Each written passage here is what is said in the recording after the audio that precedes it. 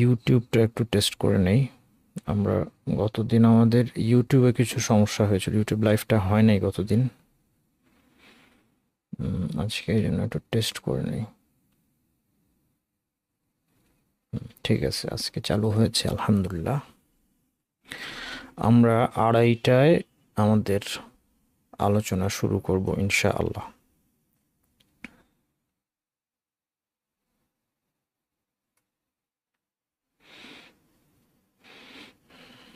সেটাই, আমি কথা বললে নয়েজটা বোঝা যাবে না, আমি চুপ থাকলে হয়তো মাইক্রোফোন একটা নয়েজ পিক করবে।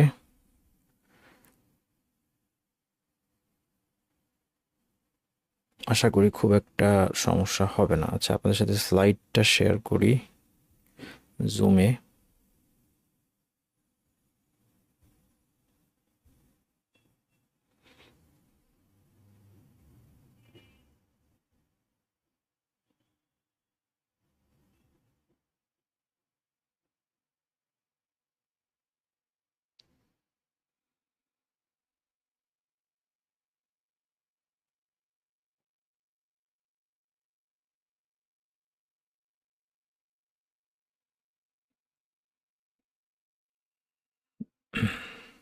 ওয়ালাইকুম আসসালাম রহমতুল্লাহি ওবরাকাতুহ।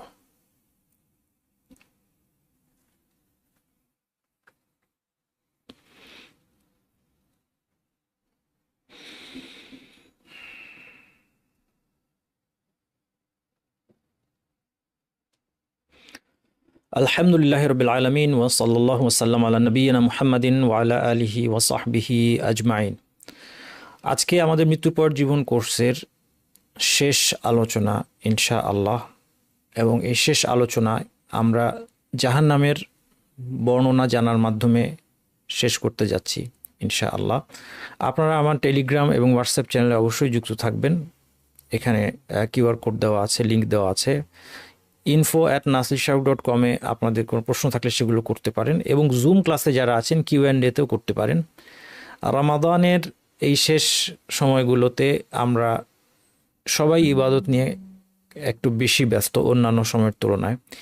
এই জন্য আপনারা যে প্রশ্নগুলো ইমেইল করছেন এগুলো সেভাবে উত্তর দিতে পারছি না, এই সময়টায় সময় করতে পারছি না রমাদানের কারণে।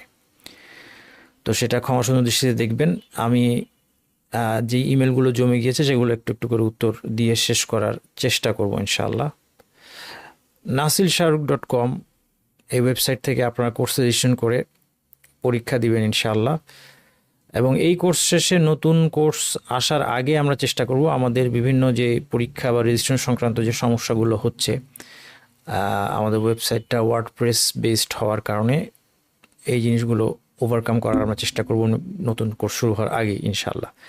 এবং support@nasirshahuk.com-এ আপনার রেজিস্ট্রেশন বা পরীক্ষা সংক্রান্ত যে কোনো আপনাদের সমস্যা হলে জানাতে পারবেন।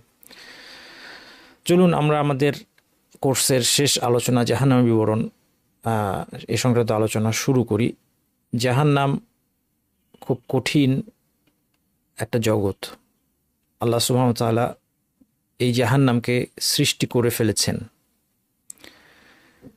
এবং একে প্রস্তুত করেছেন বিশেষভাবে তার অবাধ্য, অবিশ্বাসী, আল্লাহকে অস্বীকারী, আল্লাহর ইবাদতকে অস্বীকারী, অথবা আল্লাহর ইবাদতের একত্বকে অস্বীকারী, নবী রাসূলকে অস্বীকারী, আখিরাতকে অস্বীকারী, দ্বীনের বিরোধী, যারা আল্লাহ এবং আল্লাহর রাসূলের যেই সিস্টেম, যে শরিয়া, যে ল, যেভাবে বলি, যে বিধান, এর বিরুদ্ধে অবস্থান নেয়, তাদের শাস্তির জন্য, তাদের টর্চারের জন্য আল্লাহ সুবহানাহু ওয়া তাআলা প্রস্তুত করেছেন এই জাহান্নামকে।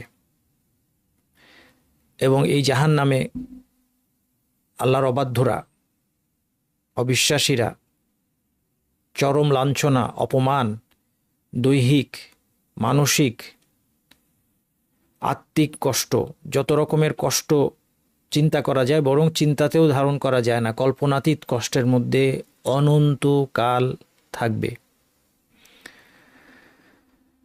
এই কথাগুলো ভয়ের কথা। এবং জাহান্নামের বিবরণ আল্লাহ সুবহানাহু ওয়া তাআলা এমনভাবেই কোরআন হাদিসে দিয়েছেন যেন মানুষ ভয় পায়, ভয় পাওয়ার জন্য আমরা যেন ভয় পাই, এবং ভয় পেয়ে আমরা যেন জাহান্নাম থেকে বাঁচার চেষ্টা করি। এই ভয় একদল মানুষকে জাহান্নাম থেকে বাঁচাবে, এই ভয় মুমিনদেরকে জাহান্নাম থেকে বাঁচাবে। এই ভয়েই মুমিনরা আল্লাহর অবাধ্যতা করার সাহস করবে না,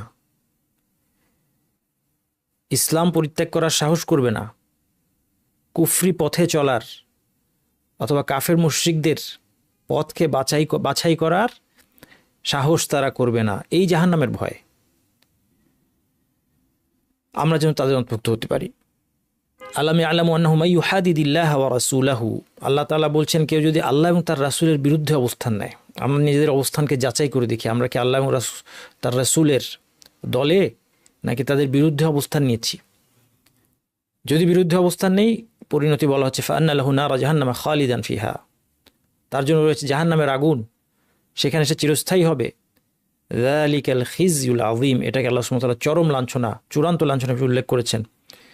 এবং অন্য আয়াতে বলেছেন জাহান্নামা ইয়াসলাউনাহা ফাবিসাল মিহাদ, জাহান্নামে তারা পূর্বে অবস্থানের জন্য প্রস্তুত জায়গা হিসেবে তা কতই না নিকৃষ্ট। জাহান্নামের রয়েছে কঠিন প্রহরী, কঠোর, কর্কশ। জাহান্নামের প্রহরীদের কথা অনেকগুলো আয়াতে এসেছে, আয়াতগুলো আপনাদের সামনে স্ক্রিনে আছে, আপনারা নোটেও পেয়ে যাবেন। আমি দু একটা বলছি।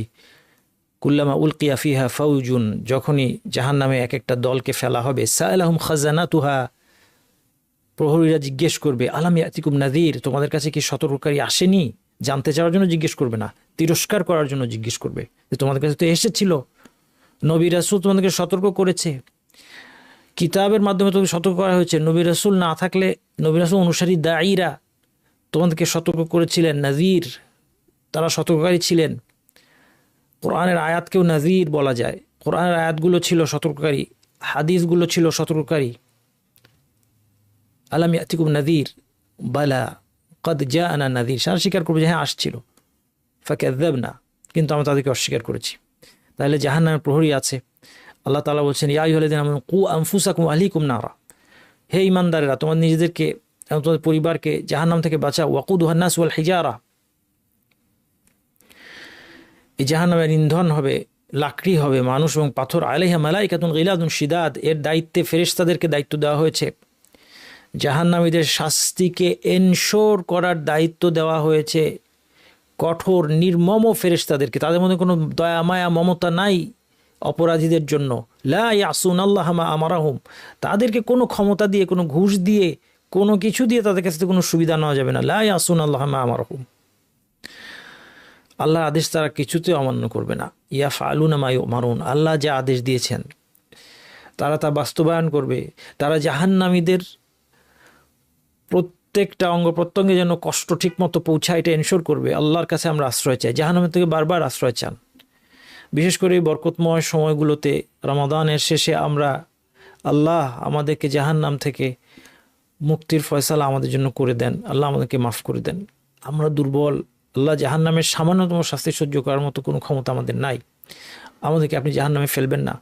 আমরা সাইম অবস্থায় আপনার কাছে, এই অবস্থাটা আপনার কাছে পছন্দনীয় অবস্থা, আপনি সাইমের দোয়াকে ফিরিয়ে দেন না। আমরা এই সাইম অবস্থায় আমাদের সবার জন্য, আমাদের মুমিনদের জন্য এবং আমাদের যারা আমরা আলোচনা শুনছি তাদের জন্য দোয়া করছি, আল্লাহ আপনি আমাদেরকে কঠিন জাহান্নাম থেকে আমাদেরকে রক্ষা করেন, এই অকল্পনীয় শাস্তি আমাদেরকে দিয়েন না, আমাদেরকে আপনি হেদায়েত দেন, আমাদেরকে জান্নাত করেন, জান্নাতে হেদায়েত দেন, আমাদের ক্ষমা করেন।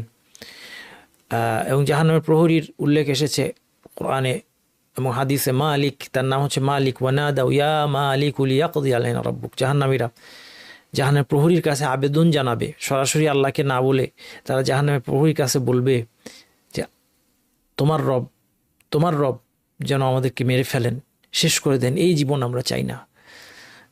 এই মালিককে রাসূল সাল্লাল্লাহু আলাইহি ওয়াসাল্লামকে দেখানো হয়েছিল স্বপ্নে।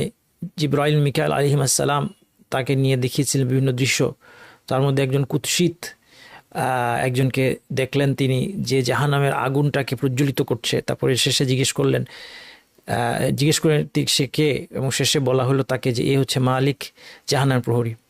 জাহান্নাম বিশাল, জাহান্নামকে আল্লাহ সুবহানাহু ওয়া তাআলা বিশাল করে তৈরি করেছেন যেন বহু মানুষের সেখানে শাস্তির ব্যবস্থা হতে পারে। এইটা শুনে কেউ মনে করবেন না যে সেখানে খুব অপরাধীরা ঘুরে ফিরে বেড়াবে, বিশাল জায়গা না। জাহান্নামে বিশালত্ব দেওয়া হয়েছে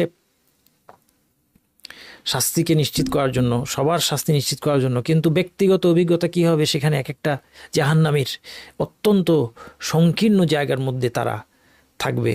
ব্যক্তিগত অভিজ্ঞতা হবে যে তারা অত্যন্ত কঠিন সংকীর্ণতার মধ্যে থাকবে। ইদা রাআতহুম ইদা উলকু মিনহা মাকানান দায়িকান সামিউ দাউ হুনালিকা সুবুরা। একটা সংকীর্ণ জায়গায় যখন তাদেরকে নিক্ষেপ করা হবে তখন তারা মৃত্যুকে ডাকতে থাকবে। কিন্তু জাহান্নাম ইটসেলফ অনেক বিশাল করে আল্লাহ বানিয়েছেন।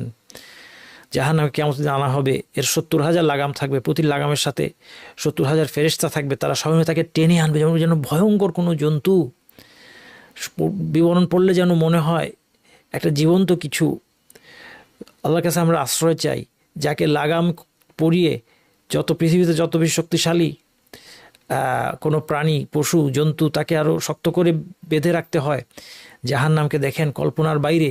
70,000 ফেরেশতা, তাকে 70,000 লাগাম ধরে টানা হবে, আবার প্রত্যেক লাগামের সাথে 70,000 ফেরেশতা। তাহলে কত বড় হতে পারে জাহান্নাম।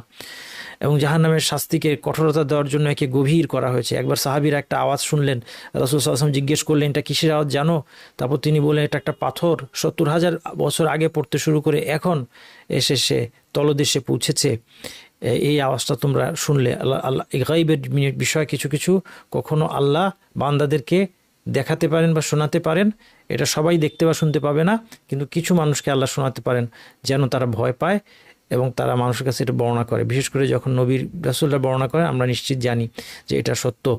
এরপর এই জাহান্নামে একটা মানুষ 70 বছর ধরে পড়তে থাকবে একটা কথার কারণে। আমরা কেন এত কথা বলি?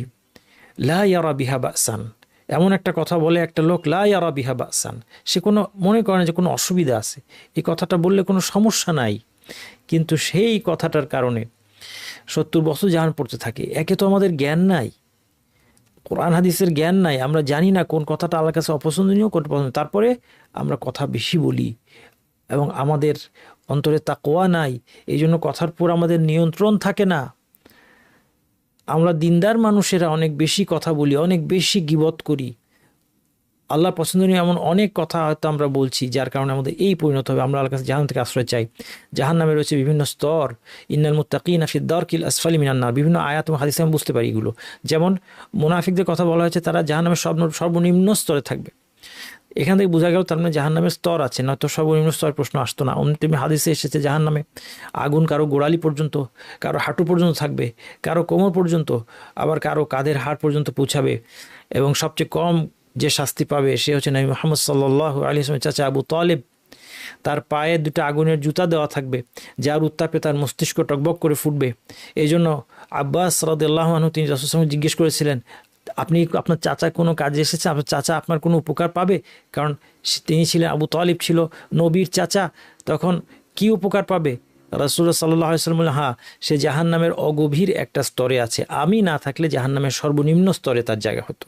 তার মানে জাহান্নামের অনেক স্তর আছে, জাহান্নামের আছে দরজা। এই সবগুলো, এগুলো শাস্তির জন্য, এই সবগুলো ভয়ঙ্কর, বিভীষিকাময়। লাহা সাবআতু আবওয়াবিন লিকুল্লি বাবিন মিনহুম জুজউম মাকসুম, জাহান্নামে থাকবে 7টা দরজা এবং প্রতি দরজার জন্য নির্ধারিত একদল লোক আছে যারা সেই দরজা দিয়ে প্রবেশ করবে। ওয়াসিকাল্লাযিনা কাফারু ইলা জাহান্নামা যুমারা, দলে দলে জাহান্নামীদেরকে যখন নিয়ে আসা হবে, হাত্তা ইযা জাহু ফুতিহাত আবওয়াবুহা, দরজাগুলো খুলে যাবে। এই দরজা খোলাটাও বিভীষিকাময়, ভয়ঙ্কর। ইবনু কাসির রহমতুল্লাহ বলেছেন সেখানে পৌঁছানো মাত্র দ্রুত দরজাগুলো খুলে যাবে, যেন অবিলম্বে তাদের শাস্তি শুরু হয়ে যায়। কিলা দুখুলু আবওয়াবা জাহান্নামা খালিদিনা ফিহা, তখন তারা যে ঘোষণাটা শুনবে সেটাও কত কঠিন দেখেন। উদখুলু আবওয়াবা জাহান্নাম, তোমরা জাহান্নামে প্রবেশ করো, এই দরজা দিয়ে, জাহান্নামের দরজা দিয়ে ঢুকো। খালিদিনা ফিহা, অনন্তকাল সেখানে থাকার জন্য। আল্লাহ আল্লাহ আপনার কাছে আমরা জাহান্নাম থেকে আশ্রয় চাই। রমাদানে জাহান্নামের দরজাগুলো বন্ধ রাখা হয়। আল্লাহ এই রমাদানে আমাদের জন্য জাহান্নামের মুক্তির ফয়সালা আপনি করে দিন। জাহান্নামের ইন্ধন হবে মানুষ এবং পাথর। মানুষকে দিয়ে জাহান্নামের আগুনকে প্রজ্বলিত করা হবে এবং সেই সাথে পাথর থাকবে। আল্লাহ সুবহানাহু ওয়া তাআলা বলেছেন ফাত্তাকুন নার, ওই জাহান্নাম থেকে তোমরা নিজেদেরকে বাঁচাও। আল্লাতী ওয়াকুদুহান নাস ওয়াল হিজারা, যার ইন্ধন হবে মানুষ এবং পাথর। ইবনু মাসউদ রাদিয়াল্লাহু থেকে বর্ণিত যে এই পাথর হচ্ছে গন্ধক, সালফার। কুরতুবী রহমতুল্লাহ তার তাফসীরের মধ্যে বলেছেন যে জ্বালানি হিসেবে কেন সালফার থাকবে জাহান্নামে, তার কারণ হচ্ছে জাহান্নামের শাস্তি 5টি দিক থেকে জাহান্নামের শাস্তির কঠোরতা বেড়ে যাবে। কারণ গন্ধক দ্রুত প্রজ্বলিত হয়, অত্যন্ত দাহ্য এবং এর তীব্র দুর্গন্ধ রয়েছে। এর আগুনে ধোঁয়ার আধিক্য রয়েছে, শুধু আগুন না, এর মধ্যে থাকে ধোঁয়া এবং এটা গায়ের সাথে আঠার মতো লেগে থাকে এবং এর উত্তাপ অত্যন্ত বেশি হয়। অথবা পাথর, এই পাথরের দ্বারা উদ্দেশ্য হতে পারে যে পাথরের মূর্তি যার ইবাদত অবিশ্বাসীরা করত। আল্লাহ তাআলা বলেছেন ইন্নাকুম ওয়া তা'বুদুনা মিন দুনিহি হাসাবু জাহান্নাম আনতুম লাহা ওয়ারিদুন, তোমরা এবং তোমাদের মাবুদগুলো জাহান্নামের ইন্ধন হবে। এই জন্য কেউ কেউ বলেছেন এই পাথর বলতে এখানে পাথরের মূর্তিকে বোঝানো হয়েছে, জাহান্নামীদের কষ্ট বাড়ানোর জন্য। যে মাবুদের পূজা তারা করতো, যে মাবুদ তাদেরকে মুক্তি দিবে এই আশায় তারা ছিল, সেই মাবুদকেও তাদের জাহান্নামে ফেলা হবে। জাহান্নামের উত্তাপ অত্যন্ত তীব্র, পৃথিবীর আগুনের 70 গুণ হচ্ছে জাহান্নামের আগুনের তীব্রতা এবং জাহান্নামের আগুনে রয়েছে ধোঁয়া এবং স্ফুলিঙ্গের ভয়াবহতা। আল্লাহ সুবহানাহু ওয়া তাআলা বলছেন তারা কিসে থাকবে, ফি সামুমি ওয়া হামিম, তারা উত্তপ্ত বাতাস এবং ফুটন্ত পানির মধ্যে থাকবে। ওয়া যিল্লিম মিন ইয়াহমুম, এবং ধোঁয়ার ছায়ার মধ্যে থাকবে। ছায়া শুনে মনে করছেন কেউ যে সেখানে একটু আরাম হবে, না, আল্লাহ সেই ধারণা ভেঙে দিলেন। এই ধোঁয়ার ছায়াটা, এই ধোঁয়াটা, এটাও তাদের পানিশমেন্ট, কষ্ট, শুধু কষ্ট, সবটাই পানিশমেন্ট। লা বারিদু ওয়ালা কারীম, এটা শীতল বা মনোরম কিছু নয়। তারপরে অন্য আয়াতে বলছেন ইনতালিকু ইলা যিল্লিন যি সালাসি শুআব, 3টা শাখাওয়ালা ধোঁয়ার ছায়ার দিকে তোমরা চলো। লা যালিলিন ওয়ালা ইউগনি মিনাল লাহাব, এটা শীতল কিছু নয়, আগুনের লেলিহান শিখা থেকেও সে রক্ষা করে না। ইন্নাহা তারমি বিশারারিন কাল কাসর, এই জাহান্নাম থেকে যে স্ফুলিঙ্গগুলো বের হয় একটা অট্টালিকার মতো, শুধু স্পার্কগুলো, আগুনের স্পার্কগুলো অট্টালিকার মতো বড় বড় স্ফুলিঙ্গ। কান্নাহু জিমালাতুন সুফর, এগুলো যেন হলদেটে কালো উটের পাল। কেন আল্লাহ, আপনার একটু ভেবে দেখি আমরা, আল্লাহ সুবহানাহু ওয়া তাআলা কেন জাহান্নামের আগুনের স্ফুলিঙ্গটা পর্যন্ত বিবরণ দিলেন? 2টা জিনিস আমাদের বোঝার আছে। জাহান্নামকে বিশেষভাবে পানিশমেন্টের জন্য তৈরি করেছেন আল জব্বার। পৃথিবীতে আপনি যখন শুনেন কোনো স্বৈরাচারী তার টর্চার সেল, ভয়ে আপনার লোম দাঁড়িয়ে যায়, মানুষ শিউরে উঠে, তার অবাধ্যতা করতে ভয় পায়। পৃথিবীর একটা সামান্য একটা লোক যে কিছুদিন পরে মরে পচে গলে মাটির নিচে চলে যাবে, সেই লোকটা আজকে জব্বার পৃথিবীতে, স্বৈরাচারী, জালেম, তার টর্চার সেল শুনে আমরা ভয়ে গুটিসুটি হয়ে যাই। আল্লাহ সুবহানাহু ওয়া তাআলা মহাবিশ্বের স্রষ্টা, মানুষের স্রষ্টা, 7 আসমানের স্রষ্টা, তিনি যে টর্চারের জায়গা প্রস্তুত করেছেন, আল্লাহ, আমরা একটু ভেবে দেখি কিরকম ভয়ঙ্কর হবে সেই জায়গার কষ্ট। আল্লাহুম্মা আজিরনা মিনান নার, আল্লাহুম্মা আজিরনা মিনান নার, আল্লাহুম্মা ইন্না নাসআলুকাল জান্নাহ ওয়া নাউযু বিকা মিনান নার, আল্লাহুম্মা ইন্না নাসআলুকাল জান্নাহ ওয়া নাস্তাজিরু বিকা মিনান নার। আমরা আল্লাহ আপনার কাছে আশ্রয় চাই, আপনার চেহারার উসিলায়, আপনার উত্তম নাম এবং গুণাবলীর উসিলায় আপনার কাছে আমরা জাহান্নাম থেকে আশ্রয় চাই। এরপর দেখেন যে এই জন্য জাহান্নামের খুঁটিনাটি বিবরণ আল্লাহ কেন দিলেন। এর স্ফুলিঙ্গটা, স্পার্কটা পর্যন্ত, এখানেও শাস্তির একটা এলিমেন্ট আছে, আগুনের ধোঁয়াটার মধ্যে শাস্তি আছে। প্রত্যেকটা জিনিসের মধ্যে কষ্ট আর টর্চার এবং অকল্পনীয়, কী ধরনের কষ্ট, অকল্পনীয় কষ্ট। এরপরে এর বিবরণ দিয়েছেন যেন আমরা ভয় পাই এবং আমরা যেন সেখান থেকে, জাহান্নাম থেকে পালাই। এরপরে দেখেন শুধু উত্তাপ না, শীত ঠান্ডা দিয়ে জাহান্নামের শাস্তি হবে। জামহারির, জাহান্নামে রয়েছে শৈত্যপ্রবাহ, জামহারির। বিভিন্ন আয়াত থেকে আলেমগণ এটা ইস্তেমবাদ করেছেন। যেমন এই আয়াতের মধ্যে বলা হচ্ছে ওয়া আখারু মিন শাকলিহি আজওয়াজ, অনুরূপ শাস্তি। অনুরূপ শাস্তিকে কেউ কেউ বলেছেন এটা হলো বিপরীতধর্মী শাস্তির কথা বলা হয়েছে। তেমনি গাস্সাকের বর্ণনায় যখন হামিমের পাশাপাশি গাস্সাকের কথা এসেছে, হামিম হচ্ছে ফুটন্ত পানি, গাস্সাক জাহান্নামীদের রক্ত, পুঁজ, চোখের পানি, ক্ষত নিঃসরণ। আলেমগণ বলেছেন হামিমের পাশাপাশি কেন গাস্সাককে বলা হয়েছে, তার মানে সেখান থেকে তারা ইস্তেমবাদ করেছেন যে এটা হবে অত্যন্ত হিমশীতল। ইবনু কাসির এ সম্পর্কে বলেছেন যে অন্যরা, হাসান বসরি বলেছেন যে এর অর্থ বিভিন্ন ধরনের শাস্তি, আখারু মিন শাকলি আজওয়াজ। অন্যরা বলেছেন যেমন কনকনে শীত আবার উত্তপ্ত বাতাস, ফুটন্ত পানি, জাক্কুম খাওয়া, উঁচুতে চড়া আবার পড়ে যাওয়া, ভিন্ন ধর্মী পরস্পর বিপরীত শাস্তি দেওয়া হবে। এই জন্য জাহান্নামে কনকনে ঠান্ডার শাস্তি থাকা বিস্তর কিছু নয়, বরং একটা হাদিস থেকে আমরা স্পষ্ট বুঝতে পারি যে জাহান্নামে ঠান্ডার শাস্তি আছে। আল্লাহ আল্লাহ, আমরা জাহান্নাম থেকে আশ্রয় চাই।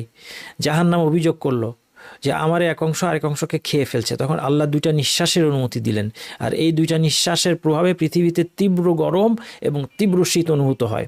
জাহান্নামের সাথে পৃথিবীর আবহাওয়ার টেম্পারেচার উঠানামার কী সম্পর্ক আছে?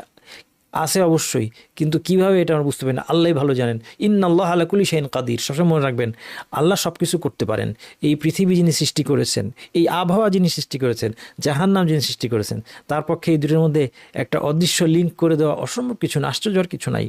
জাহান্নামের নিঃশ্বাসের কারণে কিভাবে পৃথিবীতে টেম্পারেচার উঠানামা করে এটা আমাদের বোঝার দরকার নেই, এটা আমরা বুঝবো না, বিজ্ঞান এটা আবিষ্কার করতে পারবে না। কিন্তু আল্লাহ সুবহানাহু ওয়া তাআলা ইন্নাল্লাহ আলা কুল্লি শাইইন কাদির, আল্লাহ সুবহানাহু ওয়া তাআলা সব কিছু করতে সক্ষম, কাজেই আমরা এটা বিশ্বাস করি, এটা সত্য। ইবনু তাইমিয়া রাহমাতুল্লাহ বলেন, মুমিন আল্লাহর রাস্তায় উষ্ণতা এবং শীতলতায় ধৈর্য ধারণ করার মাধ্যমে জাহান্নামের উত্তাপ এবং শৈত্য থেকে আত্মরক্ষা করে। অর্থাৎ তিনি আল্লাহর রাস্তায় যুদ্ধের কথা বলছেন, আল্লাহর রাস্তায় অভিযানের কথা বলছেন। সেখানে শীত গ্রীষ্মে এই অভিযান পরিচালনা কষ্ট করে কেন করে? আল্লাহর আদেশ পাওয়ানোর জন্য, যেন জাহান্নামের শীত এবং জাহান্নামের উত্তাপ থেকে বাঁচতে পারে। আর মুনাফিক দুনিয়ার উষ্ণতা এবং শৈত্য থেকে পালিয়ে জাহান্নামের উত্তাপ এবং শৈত্যের মধ্যে যে পড়ে। ইবনু রজব রাহমাতুল্লাহ আলাইহি বলেছেন, ইবনু আব্বাস রাদিয়াল্লাহু আনহু থেকে বর্ণিত, তিনি বলেন জাহান্নামের উত্তাপ থেকে আশ্রয় চাইবে, তখন তাদেরকে এক শীতল বাতাস দেওয়া হবে, এই শীতলতা তাদের হাড়গোড় গুড়িয়ে দিবে, হাড়গোড় ভেঙে যাবে, হাড় ভাঙা শীতলতা। ফলে তারা উত্তাপের জন্য প্রার্থনা করবে। আল্লাহ, চিন্তা করা যায় জাহান্নামের শীতের কষ্টে জাহান্নামের 70 গুণ আগুনের উত্তাপ তারা প্রার্থনা করবে। আব্দুল মালিক ইবনে উমাইর তিনি বলেন, আমার কাছে বর্ণনা পৌঁছেছে যে জাহান্নামীবাসীর প্রহরীদের কাছে অনুরোধ করবে যেন একটা প্রান্তে তাদেরকে বের করে দেওয়া হয়, জাহান্নামের মাঝখান থেকে একটা সাইডে বের করে দেওয়া হয়, যদি আগুন এর উত্তাপ একটু কম লাগে প্রহরীরা তাদেরকে বের করে দিবে। কিন্তু সেখানে শীত এবং কনকনে ঠান্ডা, অসহনীয় ঠান্ডায় এখন তারা আবার আগুনে প্রবেশ করবে। এবং আরেক ইবনে আব্বাস থেকে, কাব আল আহবার থেকে বর্ণিত, জাহান্নামে এমন এক শীত রয়েছে যাকে জামহারির বলা হয়, যে মাংস খসিয়ে দেয়। ফলে জাহান্নামের উত্তাপের জন্য তারা আর্তনাদ করবে যে আমাদের উত্তাপকে ফিরিয়ে দাও।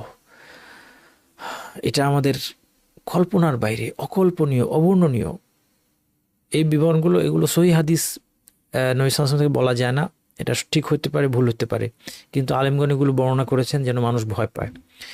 এবং মুফাসসিরগণ যুগে যুগে, অতীতে এবং বর্তমানেও দেখতে পাচ্ছেন, সাদি রহমতুল্লাহ আলাইহি তারা এই শাস্তিগুলোর কথা উল্লেখ করেছেন।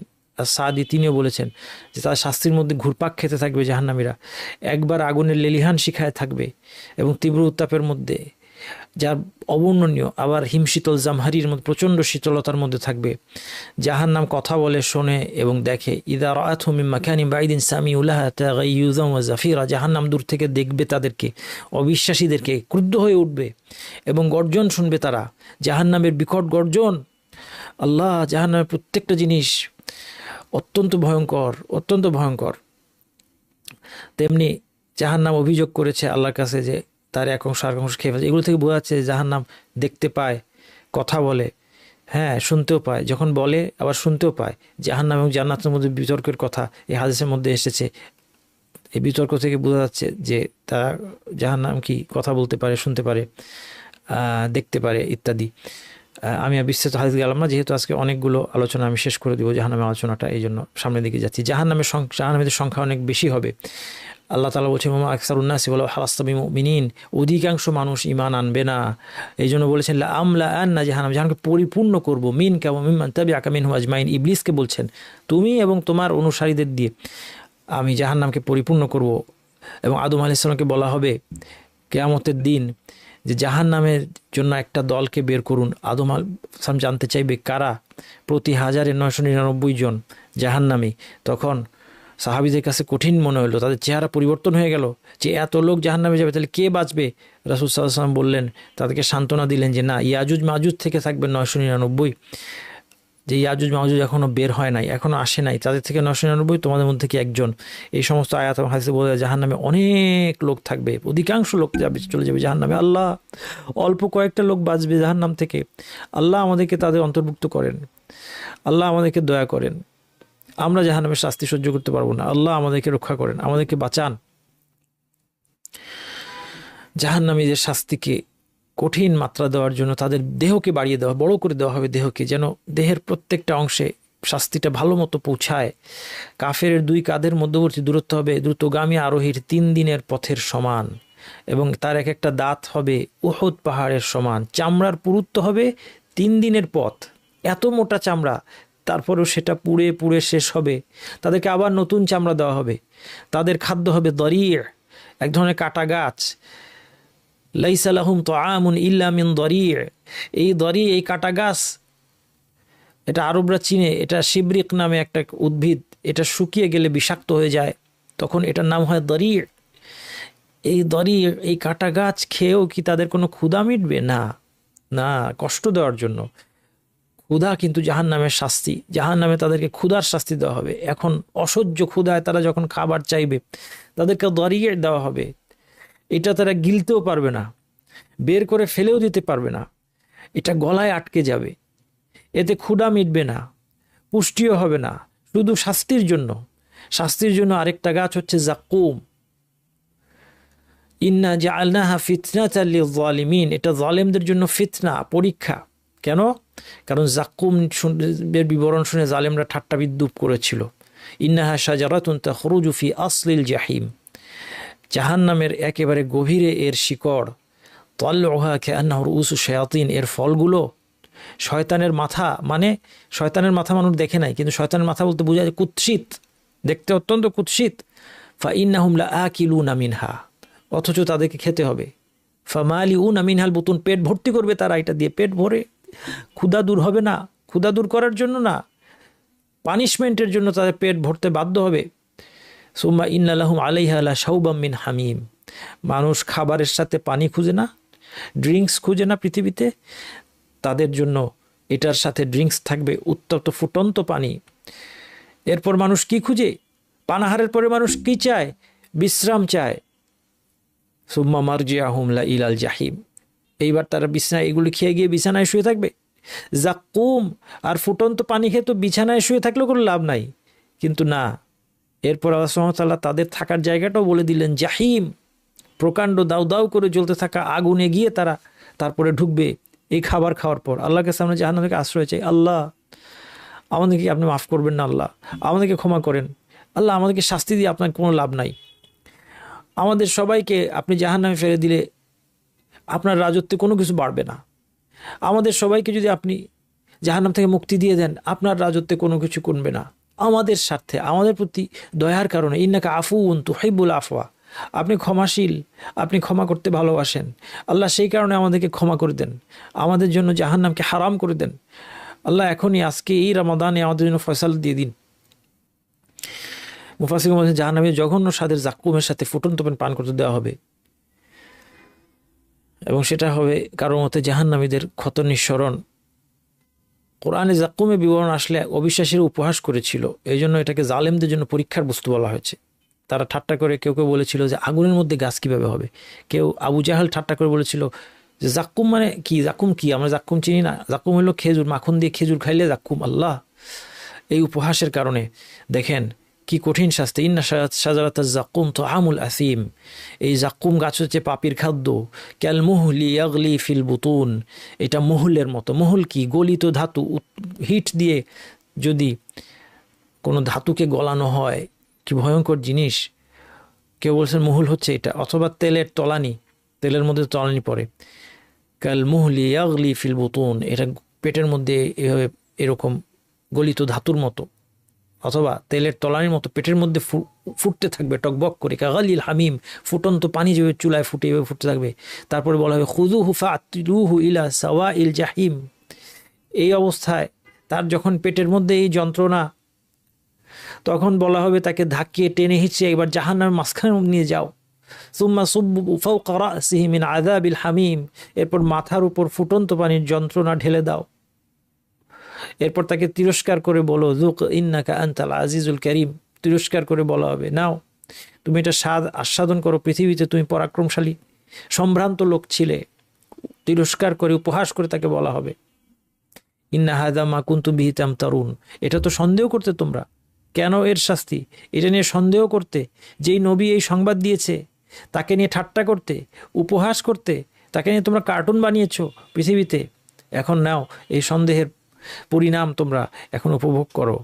সুম্মা ইন্নাকুম আইয়ুহা দাল্লুন আল মুকাযযিবুন, হে পথভ্রষ্ট বিভ্রান্ত অবিশ্বাসীরা, লা আকিলুনা মিন শাজারিম মিন যাক্কুম, তোমরা যাক্কুম গাছ থেকে খাবে, ফামালিউনা মিনহাল বুতুন, এটা দিয়ে উদর পূর্তি করবে, ফাশারিবুনা আলাইহি মিনাল হামিম, এর উপর ফুটন্ত গরম পানি তোমাদের খেতে হবে, শারিবুনা শুরবাল হিম, তোমরা অসুস্থ উটের মতো, উট অসুস্থ হয়ে গেলে পানি পান করতে থাকে কিন্তু তার তৃষ্ণা মেটে না, এই পানি দিয়ে কোনো তৃষ্ণা মিটবে না।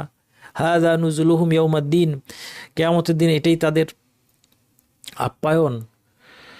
এই ভয়ঙ্কর জাক্কুম শব্দের তাজাক্কুম থেকে, যার অর্থ হচ্ছে ভীষণ কষ্ট এবং ঘৃণা সহকারে গেলা, এই নামটার মধ্যে এই অর্থটা আছে। জাহান্নামের উপর ক্ষুধা চাপিয়ে দেওয়া হবে, ফলে জাক্কুম খাওয়া তার কোনো উপায় থাকবে না, তারা পেট ভরে খেতে বাধ্য হবে। পেটে যখন যাবে উদরে ফুটতে থাকবে, যেরকম তেলের গাঁত ফুটতে থাকে এইভাবে পেটের মধ্যে ফুটতে থাকবে, তীব্র যন্ত্রণা, পেটের যন্ত্রণায় তারা কি করবে তখন? আমরা তো পৃথিবীতে পেটের যন্ত্রণায় আমরা ছুটে যাই ঔষধের কাছে, আমরা বিভিন্ন ধরনের ঔষধ খাই, কিন্তু তারা ছুটে যাবে পানির দিকে, ফুটন্ত পানি, এটা তারা পান করতে থাকবে, যেমন উট বারবার পান করে কিন্তু তার তৃষ্ণা মেটে না। এই পানি তাদের নাড়ি ভুঁড়ি ছিন্ন ভিন্ন করে দিবে। এবং অন্যান্য তাফসিরে বর্ণিত আছে যে দারি এবং জাক্কুম যখন খাবে, এর কদর্যতা, নিকৃষ্টতা এবং পচনের কারণে তারা গিলতে গিয়ে দম বন্ধ হয়ে কষ্ট পাবে। আব্দুল্লাহ ইবনে আব্বাস থেকে মুজাহিদ সূত্রে বর্ণিত, তিনি বলেন জাহান্নামের জাক্কুমের একটা ফোঁটা যদি পৃথিবীতে পাঠানো হতো, মানুষের জীবনকে বিষিয়ে তুলতো। ফালাইসা লাহুল ইয়াওমা হাহুনা হামিম ওয়ালা তাহামুন ইল্লা মিন গিসলিন, আরেকটা খাবারের কথা বলা হয়েছে, এটা হচ্ছে গিসলিন, এটাকে তাআম বলা হয়েছে, খাদ্য বলা হয়েছে, কিন্তু এটি কোনো খাদ্য, এটা কি? এটা হচ্ছে ক্ষতস্থানের নিঃসরণ। এরপর জাহান্নামীদের পানীয় হচ্ছে হামিম। এই হামিমকে আল্লাহ সুবহানাহু ওয়া তাআলা জান্নাতীদের পানীয়র সাথে পাশাপাশি উল্লেখ করেছেন সূরা মুহাম্মাদের 15 নম্বর আয়াতে। জান্নাতীদের 4 ধরনের নহর থাকবে, ঝর্ণা থাকবে, একটা পানির, একটা মধুর, একটা দুধের, একটা মদের। আল্লাহ আমাদেরকে আপনি জান্নাতীদের অন্তর্ভুক্ত করুন। তারপর বলছেন ওয়ালাহুম ফিহা মিন কুল্লি সামারাত, সব ধরনের ফল থাকবে, মাগফিরাতুম মির রাব্বিহিম, রবের চিরস্থায়ী ক্ষমা। কেমন, তারা কি তাদের মতো? মান হুয়া খালিদুন ফিন্নার, যে জাহান্নামে চিরস্থায়ী, বা সুকুমা আন হামিমান, ফুটন্ত পানি খাওয়ানো হবে, ফাকাত্তা মাআহুম, তার নারী ভুঁড়ি ছিঁড়ে যাবে এই পানি খেয়ে। ইয়াতুফুনা বাইনাহা ওয়া বাইনা হামিমিন আন, তারা জাহান্নামের আগুন এবং ফুটন্ত গরম পানির মধ্যে যাতায়াত করতে থাকবে। এবং তাদের পানীয় হচ্ছে গাসাকের বিবরণ আমরা আগেই দিয়েছি। এরপরে তাদের আরেকটা খাবার হচ্ছে, পানি হচ্ছে মুহুল। তাদেরকে মুহুল আমরা বলেছি হয়, এটা 2টা অর্থ বর্ণিত আছে। এটা গলিত ধাতু যা উত্তাপের শেষ সীমায় পৌঁছেছে, অথবা তেলের তলানি। তারা যখন ইয়াস্তাগীসু, তারা পানি চাইবে, ইউগাসু বিমাইন, তাদেরকে এমন একটা পানীয় দেওয়া হবে যেটা ক্যাল মুহুল, এই মুহুলের মতো, গলিত ধাতুর মতো অথবা তেলের তলানির মতো। ইয়াশউইল উজুহ, এটা তাদের চেহারা ঝলসে দিবে। কোনো ধাতুকে উত্তাপের শেষ সীমায় নিয়ে গেলে তা গলে গিয়ে যে তরল হয় তাকে মুহুল বলে। আবার তেলের নিচে জমে থাকা তলানিকেও মুহুল বলে। এ থেকে বোঝা যায় জাহান্নামীদের এই পানি হবে ফুটন্ত, গরম, ঘন, কালো এবং দুর্গন্ধযুক্ত তরল। এটা পান করার জন্য তারা মুখের কাছাকাছি আনা মাত্র তাদের চেহারা ঝলসে যাবে। পান করার আগে তাদের চেহারা ঝলসে যাবে, তারা ভীষণ কষ্টে তা পান করবে। এরপর তা পেটে গিয়ে তাদের নাড়ি ভুঁড়ি ছিন্ন ভিন্ন করে দিবে। আমরা জাহান্নামের কঠিন শাস্তি থেকে আল্লাহর কাছে আশ্রয় চাই। তেমনি তাদের জন্য রয়েছে সদিদ, ক্ষত নিঃসৃত রক্তপুজ। এই সদিদ তাকে পান করানো হবে। ইয়াতাজাররাহু, এর বিবরণটা দেখে আল্লাহ সুবহানাহু ওয়া তাআলা পান করার দৃশ্যটা তুলে ধরেছেন যেন আমরা ভয় পাই। ইয়াতাজাররাহু, বহু কষ্টে একটা একটা করে ঢোক সে গিলবে। লা ইয়াকাদু ইউসিগুহু, তার জন্য অসম্ভব হয়ে পড়বে এটা গিলা। ওয়া ইয়াতিহিল মাউতু মিন কুল্লি মাকান, সব দিক থেকে মৃত্যু ধেয়ে আসবে তার দিকে। ওয়া মা হুয়া বিমাইয়িত, কিন্তু তার মৃত্যু হবে না। ওয়া মিন ওয়ারাইহি আযাবুন গালিজ, এরপরে আরেক শাস্তি, একের পর এক কঠিন শাস্তি রয়েছে। এটা ফুটন্ত, এই সদিদ সম্পর্কে মুফাসসির বলছে এটাও ফুটন্ত গরম থাকবে অথবা কনকনে ঠান্ডা থাকবে। বিশ্রী স্বাদগন্ধের কারণে তারা এটা গিলতে পারবে না, গিলে ফেলতে পারবে না। যে মানুষ একটা খারাপ জিনিস অনেক সময় গিলে ফেলে, তারা পারবে না গিলে ফেলতে, একটু একটু করে পান করতে বাধ্য হবে। গিলতে না চাইলে ফেরেশতারা লোহার হাতুড়ির আঘাতে তাদেরকে গিলতে বাধ্য করবে। তাদের প্রত্যেক অঙ্গ প্রত্যঙ্গ, শিরা উপশিরা, গিট এবং লোমকূপে মৃত্যু যন্ত্রণা সৃষ্টি হবে। যদি জাহান্নামে মৃত্যুবরণ করার সুযোগ থাকতো, প্রত্যেক শাস্তিতেই একবার করে তার মৃত্যু হইতো, অথচ সেখানে তারা মরবে না। প্রত্যেক যন্ত্রণার পর নিত্য নতুন যন্ত্রণা থাকবে, যা অনন্তকাল চলবে, আমাদের চিন্তা কল্পনার বাইরে। এর চেয়ে বেশি যদি আমরা কল্পনা করতে পারতাম, পৃথিবীতে আমাদের জীবনে কোনো স্বাদ আনন্দ কিচ্ছু থাকতো না। আমাদের সবার জীবনটা আমরা বিষণ্ণতায় পরিপূর্ণ হয়ে যেত। আল্লাহ রহম করেছেন যে আমাদের চিন্তা শক্তিতে এর চেয়ে বেশি ধরে না, কিন্তু এটাই ভয় পাওয়ার জন্য যথেষ্ট। এরপরে হাদিসের মধ্যে তুইনাতুল খাবাল এর কথা এসেছে। পৃথিবীতে যারা নেশাদ্রব্য পান করে, মদ পান করে, তাদেরকে তুইনাতুল খাবাল পান করানো হবে। এটা জাহান্নামীদের ঘাম অথবা জাহান্নামীদের দেহ থেকে নির্গত নিঃসরণ। কেউ কেউ বলেছেন সদিদ আর তুইনাতুল খাবাল একই জিনিস। জাহান্নামীদের পোশাক হবে আগুনের। কুত্তিয়াত লাহুম সিয়াবুম মিন নার ওয়া ইউসাব্বু মিন ফাওকি রুউসিহিমুল হামিম। কাফেরদের জন্য কেটে তৈরি করা হবে আগুনের পোশাক, তাদের মাথার উপর থেকে ফুটন্ত পানি ঢেলে দেওয়া হবে। ইউসহারু বিহি মা ফি বুতুনিহিম, এই ফুটন্ত পানির উত্তাপে পেটের মধ্যে যা আছে সেটা পর্যন্ত গলে যাবে। ওয়াল জুলুদ, এবং চামড়াও গলে যাবে। ওয়ালাহুম মাকামিউ মিন হাদিদ, এরপরে তার জন্য রয়েছে লোহার মুগুর। কুল্লামা আরাদু ইয়াখরুজু মিনহা মিন গাম্মিন উঈদু ফিহা, যখনই কষ্টের চোটে জাহান্নাম থেকে পালানোর চেষ্টা করবে, বের হওয়ার চেষ্টা করবে, এই লোহার মুগুরের আঘাতে তাকে সেখানে ফিরিয়ে দেওয়া হবে। কেউ কেউ বলেছেন আগুনের পোশাকগুলো জাহান্নামে উত্তপ্ত, জাহান্নামে আগুনে উত্তপ্ত গলিত তামার তৈরি হবে। কেউ কেউ বলেছেন আগুনকেই তাদের দেহের আকৃতি বানিয়ে কিংবা অঙ্গ প্রত্যঙ্গের আকৃতিতে কেটে তাদের গায়ে ধরিয়ে দেওয়া হবে। তারাল মুজরিমিন মুকাররানিন ফিল আসফাত সারাবিলুহুম মিন কাতিরান, তাদের পোশাকের বর্ণনা আরেকটা আয়াতে এসেছে। কাতিরান, কাতিরানের দুইটা অর্থ আছে। একটা হচ্ছে গলিত তামা, উত্তপ্ত গলিত তামা।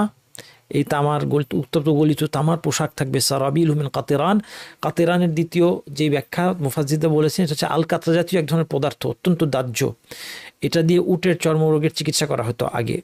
আল কাতরা জাতীয় একটা পদার্থ, এই দুইটার একটা হবে এ কাতিরান অর্থ। হাদিসে বর্ণিত আছে বিলাপকারী নারী, তাকে এ কাতিরানের পোশাক দিয়ে দেওয়া হবে এবং তার দেহ খোসপাচার আবরণে ছেয়ে থাকবে। জাহান্নামের অবর্ণনীয় কষ্ট। ইউতা বিআনআমি আহলিদ দুনিয়া মিন আহলিন নার ইয়াউমাল কিয়ামা, কিয়ামতের দিন জাহান্নামের মধ্যে পৃথিবীতে সবচেয়ে সুখী মানুষটাকে আনা হবে, জাহান্নামে একবার চুবানো হবে। ইউসবাগু ফিন নারি সাবগাতান,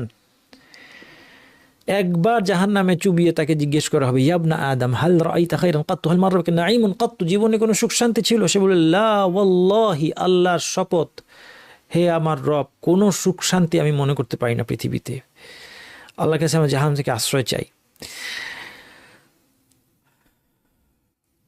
আল্লাহ তাআলা জিজ্ঞেস করবেন এক জাহান্নামীকে যে এখন পৃথিবীর সব যদি তোমার থাকতো, তুমি কি এটা দিয়ে এই জাহান্নাম থেকে বাঁচার চেষ্টা করতে? সে বলবে হ্যাঁ। তখন আল্লাহ তাআলা বলবেন যে এর চেয়ে সহজ কিছু আমি তোমার কাছে চেয়েছিলাম, সেটা কি? আমার সাথে শিরক করো না, লা তুশরিকা ওয়ালা উদখিলুকান নার, তাইলে আমি তোমাকে জাহান্নামে দিব না। তুমি আমার সাথে শিরক করো না, আমি তোমাকে জাহান্নামে দিব না। ফাআবাইতা ইল্লা শিরক, কিন্তু তুমি শিরকই করবে শেষ পর্যন্ত, শিরকই তোমাকে করতে হবে।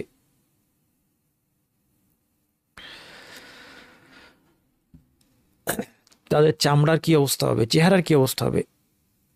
কুল্লামা নাদিজাত জুলুদুহুম বাদদালনাহুম জুলুদান গায়রাহা, যতবার তাদের আগুনে চামড়া পুড়ে যাবে, আল্লাহ নতুন নতুন চামড়া দিবেন। লিয়াজুকুল আযাব, যেন তারা শাস্তি ঠিকমতো আস্বাদন করতে পারে।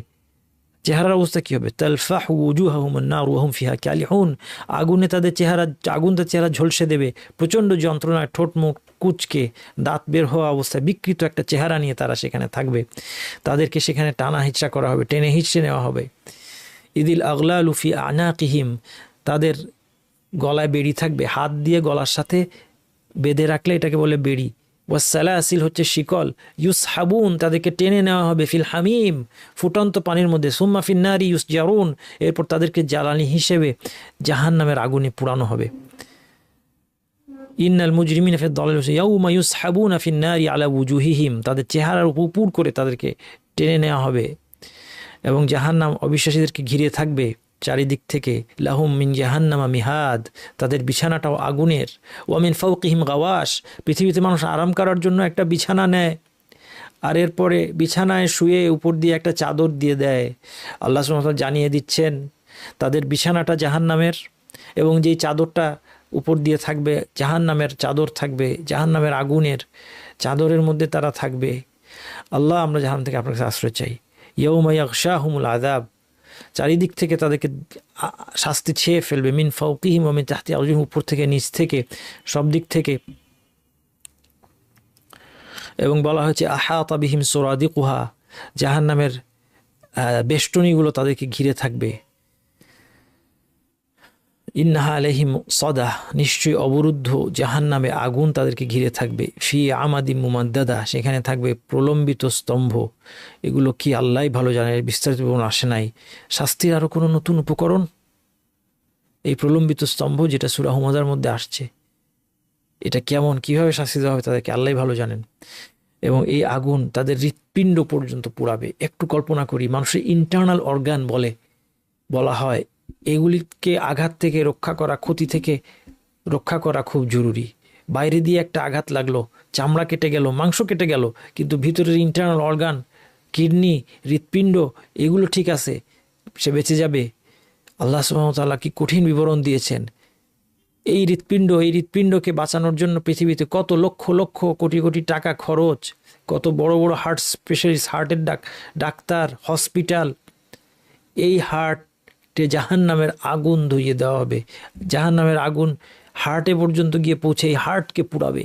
চিন্তা করতে পারেন আপনি, একটু কল্পনা করতে পারেন? আমরা আমাদের একটা আঙ্গুলে আগুন লাগলে আমি কল্পনা করতে পারি না, আর হার্টের মধ্যে আগুন চলে যাবে। কাল্লা লা ইউনবাযান্না ফিল হুতামা তারা হুতামায় নিক্ষিপ্ত হবে। ওয়ামা আদরাকা মাল হুতামা হুতামা কি তুমি কিভাবে জানবে? নারুল্লাহিল মুকাদা আল্লাহর প্রজ্বলিত আগুন। দেখেন জাহান্নামের আগুনটা এমন একটা বৈশিষ্ট্য বর্ণনা করেছে আমাদের কল্পনার বাইরে। আপনি একটা মেশিন যদি চিন্তা করেন যেখানে কোনো কিছুকে পিষে ফেলা হয়, হাড়গোড় ভেঙে দেওয়া হয়, এটা একটা কঠিন বস্তুর ক্ষেত্রে আমরা কল্পনা করতে পারি, কিন্তু আগুন কিভাবে সেরকম হয়? ইন্নাল্লাহা আলা কুল্লি শাইইন কাদির আল্লাহ সক্ষম। জাহান্নামের আগুনটা ক্রাশিং একটা বস্তু। আল্লাতী তাত্তালিউ আলাল আফইদা এই আগুনটা হৃৎপিণ্ডে পৌঁছে যাবে। মুফাসসিরগণ বলছেন জাহান্নামের আগুন জাহান্নামের দেহের সব কিছুকে জীবন্ত অবস্থায় তাদেরকে পোড়াইতে জীবন্ত একটা মানুষকে পোড়ানো হচ্ছে, পুড়িয়ে হৃৎপিণ্ড পর্যন্ত পৌঁছাবে। এরপরে পোড়ার জন্য তাকে নতুন দেহ দেওয়া হবে। এইভাবে অনন্তকাল তার শাস্তি চলবে। আল্লাহ জাহান্নাম থেকে আশ্রয় চায়। জাহান্নামের নাড়ি ভুঁড়ি বের হয়ে যাবে। হাদিসের মধ্যে আসছে এক লোক তার নাড়ি ভুঁড়ি বের হয়ে গিয়েছে, সে গাধা যেভাবে ঘানির চারিদিকে এভাবে ঘুরতে থাকবে। লোকজন জড়ো হয়ে জিজ্ঞেস করবে, কেন তোমার এই পরিণতি? তুমি তো পৃথিবীতে আমাদেরকে সৎ কাজে আদেশ করতে, মন্দ কাজে নিষেধ করতে। সে বলবে যে কিন্তু আমি এগুলো পালন করতাম না। তেমনিভাবে আরেকজনের কথা এসেছে, আমর বিন আমির বিন লুহাই আল খুজাই, এক আরব, প্রাচীন এক আরব, সে শিরক চালু করেছিল। এই জন্য রাসূল সাল্লাল্লাহু আলাইহি ওয়াসাল্লাম বলছে, আমি দেখেছি সে জাহান্নামে তার নাড়ি ভুঁড়ি টেনে নিয়ে সে চলছে। সে সাইবা প্রথা চালু করেছিল। সাইবা হচ্ছে একটা মাদি পশু, যেটাকে দেবতাদের উদ্দেশ্যে ছেড়ে দেওয়া হতো। এর উপর কোনো বোঝা চাপানো হতো না অথবা বাহন হিসেবে ব্যবহার করা হতো না। এটা যে চালু করেছে, যে শিরক চালু করে, এই জন্য তার পরিণতি খুব খারাপ। যারা শিরক বিদআত চালু করে সমাজের মধ্যে, দেখেন তার কি পরিণতি। জাহান্নামের শাস্তিতে শিকল, বেড়ি, মুগুরের কঠিন বর্ণনা এসেছে।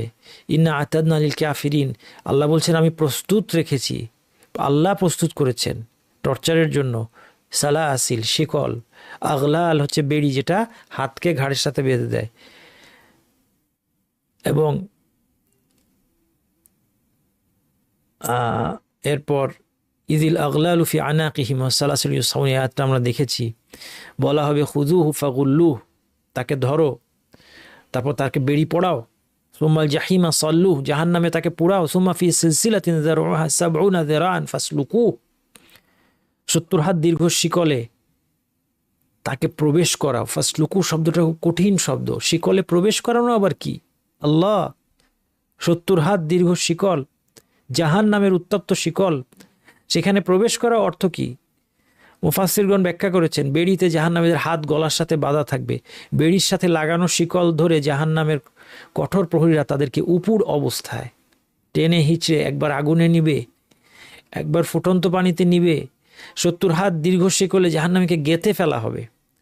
কেউ কেউ বর্ণনা করেছেন যে শিকল তাদের মলদার দিয়ে ঢুকিয়ে নাক দিয়ে বের করা হবে। আল্লাহ, আল্লাহ, আপনার কাছে আমরা আশ্রয় চাই। এটা সহিহ হাদিসে আসে নাই, মুফাসসিরদের কথার মধ্যে আছে। এটা সম্ভব হতে পারে, নাও হতে পারে, যেটাই হোক অনেক কঠিন জাহান্নামের শাস্তি। এবং মুগুরের বর্ণনা, এই আয়াত আমরা কিছুক্ষণ আগে দেখেছি। জাহান্নামের শাস্তি বৃদ্ধি করার জন্য তাদের মাবুদ, নেতৃবৃন্দ, সঙ্গী শয়তানদের, জিনদের সাথে তাদেরকে রাখা হবে। ইন্নাকুম মা তা'বুদুনা মিন দুনিল্লাহি হাসাবুন আনতুম লাহু ওয়ারিদুন, তোমরা এবং তোমাদের মাবুদরা জাহান্নামে পৌঁছাবে। ইবনে রজব বলেন, কাফেররা যখন আল্লাহর পরিবর্তে উপাস্যদের যে ইবাদত তারা করত এবং বিশ্বাস করেছিল, তারা কি আল্লাহর কাছে তাদের জন্য সুপারিশ করবে? আজকে বাংলাদেশে ওয়াজ হচ্ছে এই বিষয়ে, তাদেরকে আমরা মনে করি ইসলামী দল, তাদেরকে আমরা মনে করি, অনেকে মনে করে তারা ক্ষমতায় গিয়ে ইসলাম কায়েম করবে। এরকম তারা কি ওয়াজ করছে? এই সুপারিশের ওয়াজ করছে যে আমার পূর্বপুরুষরা, তারা তোমাদেরকে সুপারিশ করে, তোমাদের কিচ্ছু লাগবে না, যদি আমাদেরকে মানো, পীর মানো, তাইলে আমার পূর্বপুরুষরা তোমাদেরকে নিয়ে নিয়ে জান্নাতে ঢুকাবে। এই মাবুদ সহ যারা তারা আশা করেছিল যে সুপারিশ করবে, তাদেরকে একসাথে আগুনে নিক্ষেপ করা হবে, যেন তাদের অপমান এবং লাঞ্ছনা, তাদের বিরুদ্ধে প্রতিশোধ শুরু হয় এবং তাদের অনুতাপ এবং হতাশাকে চরমে পৌঁছে দেয়। তারা এই অবস্থার দেখে তাদের অপমান লাঞ্ছনা বেড়ে যাবে, তাদের হতাশা চরমে পৌঁছাবে যে এদের অনুসরণ করেছিলাম কেন? কারণ মানুষ যখন সেই সত্তার সঙ্গে শাস্তিতে যুক্ত হয় যে তার শাস্তির কারণ ছিল, তার যন্ত্রণা এবং অনুতাপ আরও তীব্র হয়।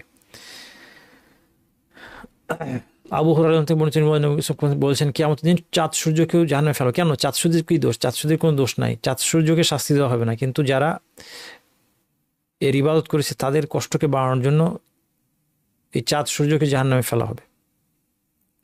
এবং যখন অনুসারী এবং নেতা একসাথে একের পর এক তারা প্রবেশ করবে, তারা কেউ কাউকে স্বাগত জানাবে না। তারা কি বলবে? লা মারহাবাম বিকুম, গাদাগাদি করে ঠেলে ঢুকবে। একদল গিয়েছে, আরেক দল ঢুকবে, তখন কি ওয়েলকাম করবে? আসো আসো, ওয়েলকাম। পৃথিবীতে বলে মারহাবান, মারহাবান, সেখানে বলবে লা মারহাবান বিকুম, উল্টা। মারহাবান মানে স্বাগতম, আসো। জাহান্নামে বলবে লা মারহাবান বিকুম। এবং একে অপরের বিরুদ্ধে দোয়া করবে, রব্বানা মান কাদ্দামা লানা হাযা ফাজিদহু আযাবান দি'ফান ফিন্নার। যারা আমাদের জন্য এই পরিণতি নিয়ে এসেছে তাদেরকে জাহান্নামের দ্বিগুণ শাস্তি দিন। পথভ্রষ্টতার নেতা অনুসরণ করা থেকে সাবধান। পথভ্রষ্টতার নেতৃবৃন্দর অনুসারী কি অবস্থা হবে আল্লাহ সুবহানাহু ওয়া তাআলা সবকিছু বর্ণনা করে দিয়েছেন, যেন আমরা সাবধান হই। তারা স্বাগত জানাবে না, দোষারোপ করবে, পরস্পরের বিরুদ্ধে আল্লাহর কাছে দোয়া করবে। এরপর শয়তানকে, মানুষকে আরেকটা প্ররোচনা কে দেয়? শয়তান। এই শয়তানের প্ররোচনায় মানুষ অনেক খারাপ কাজ করে, এই শয়তানের অনুসারী হয়ে যায়, শয়তানের কথা শুনে। প্রত্যেকের সাথে শয়তান কারিন আছে। কিয়ামতের দিন যখন আসবে, হাত্তা ইদা জাআনা ক্বালা ইয়া লাইতা বাইনি ওয়া বাইনাকা বু'দাল মাশরিকাইনি ফাবিসাল কারিন, সে তার এই কারিনকে, এই সঙ্গী, যার কথা শুনে, যার প্ররোচনায় পৃথিবীতে সে অন্যায় কাজগুলো করেছে, তাকে দেখে বলবে, তোমার আমার মধ্যে যদি বিশাল দূরত্ব, পূর্ব পশ্চিমে ব্যবধান থাকতো, তাইলে কতই না ভালো হতো। মুফাসসিরগণ বলেন, জাহান্নামীকে তার সঙ্গী শয়তান জিনের সাথে একসাথে শিকলে বেঁধে জাহান্নামে রাখা হবে। তখন সে এই আফসোস করবে। এরপরে খুব কঠিন একটা বর্ণনা আল কোরআনে আছে, এটা অনেকেই জানা নাই। এটা জাহান্নামীদের শ্বাসকষ্টের বিবরণ আছে।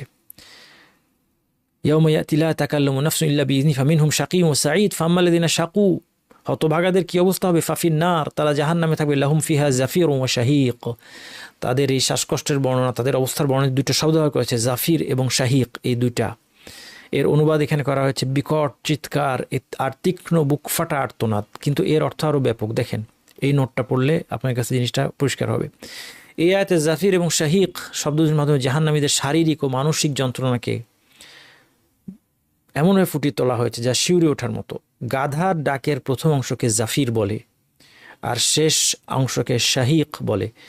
গাধার ডাকটা সব প্রাণী থেকে ভিন্ন, বিচিত্র। আমরা যারা গাধা দেখি নাই আমরা এটা বুঝতে পারবো না।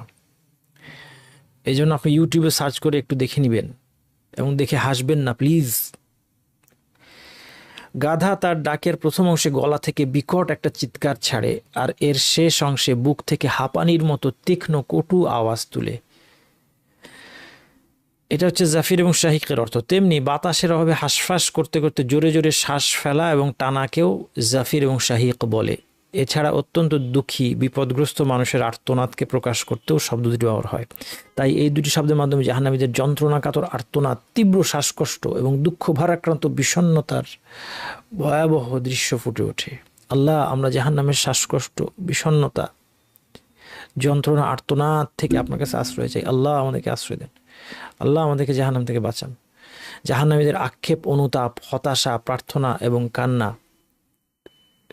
ওয়া আসারুন নাদামাতা লাম্মা রাআউল আযাব, শাস্তি যখন দেখবে তারা আক্ষেপ চেপে রাখবে। মুফাসসিরগণ বলেছেন, নেতারা যখন দেখবে নিশ্চিত শাস্তি চলে আসছে, তখন তারা তাদের অনুসারীদের কাছ থেকে আক্ষেপ চেপে রাখবে, অনুতাপ গোপন করবে। জাহান্নাম দেখে তারা ভীষণ আফসোস করবে। আসারুন নাদামাতা লাম্মা রাআউল আযাব, এবং যখন তারা তাদের রিপোর্ট কার্ডে দেখবে তারা জাহান্নামী হওয়ার যোগ্য। ফাসাউফা ইয়াদউ সুবুরা মান উতিয়া কিতাবাহু ওয়ারাআ যাহরি, যার পেছন থেকে তার আমলনামা রিপোর্ট কার্ড দেওয়া হবে, সে জাহান্নামের যোগ্য, এই জন্য তার পিছন দিক থেকে দেওয়া হবে, বাম হাতে। ফাসাউফা ইয়াদউ সুবুরা, সে মৃত্যুকে ডাকবে। এরপরে জাহান্নামের আগুনে পৌঁছে অসহনীয় যন্ত্রণায় হাঁসফাঁস করবে এবং মৃত্যুকে ডাকতে থাকবে। ইযা উলকু মিনহা মাকানান দায়িকান, বাধা অবস্থায়, মুকাররানিন, বাধা অবস্থা, শিকলে বাধা অবস্থায় জাহান্নামের সংকীর্ণ জায়গায় তাকে যখন ফেলা হবে, দাও হুনালিকা সুবুরা, তারা মৃত্যুকে ডাকতে থাকবে এবং যন্ত্রণায় চিৎকার করতে করতে এবার রবকে ডাকবে। ইয়াস্তারিখুনা ফিহা, তারা জাহান্নামে চিৎকার করে বলবে, রব্বানা আখরিজনা, আমাদেরকে বের করেন, না'মাল সালিহান, আমরা এবার ভালো কাজ করব, গায়রাল্লাযী কুন্না না'মাল, যেটা করতাম এটা আর করব না, এবার ভালো কাজ করব। আল্লাহ তাআলা বলবে, আওয়ালাম নুআম্মিরকুম মা ইয়াতাযাক্কারু ফিহি মান তাযাক্কার, এতটা হায়াত তোমাদেরকে দেই নাই, দীর্ঘ জীবন, যে কারো সতর্ক হওয়ার, সচেতন হওয়ার সুযোগ থাকলে সে সচেতন হয়ে যেত। এবং তারা মানে অনেক দার্শনিক কথাবার্তা বলবে। রব্বানা আমাত্তানা স্নাতাইনি আহইয়াইতানা স্নাতাইনি, দুইবার মৃত্যু দিয়েছেন, দুইবার আপনি আমাদেরকে জীবন দিয়েছেন। দুইবার মৃত্যু কি মানে? পৃথিবীতে জন্ম নেওয়ার আগের যে অবস্থাটা, এটাকে মৃত্যু অবস্থা বলা হচ্ছে। তারপরে আবার পৃথিবীতে একবার মারা গেল, আবার জীবিত হলো, মানে আপনি দুইবার দিয়েছেন, আরও তো দিতে পারেন, আপনার ক্ষমতা আছে। তারাফনা বিযুনুবিনা, আমরা গুনাহ স্বীকার করতেছি, আমাদের দোষ হয়ে গেছে, আমরা এখন স্বীকার করছি। ফালহাল ইলা খুরুজ মিন সাবিল, বের হওয়ার কোনো পথ আছে কি? এবং বলবে, রব্বানা গালাবাত আলাইনা শিকওয়াতুনা, আমাদের দুর্ভাগ্য আমাদেরকে পেয়ে বসেছিল।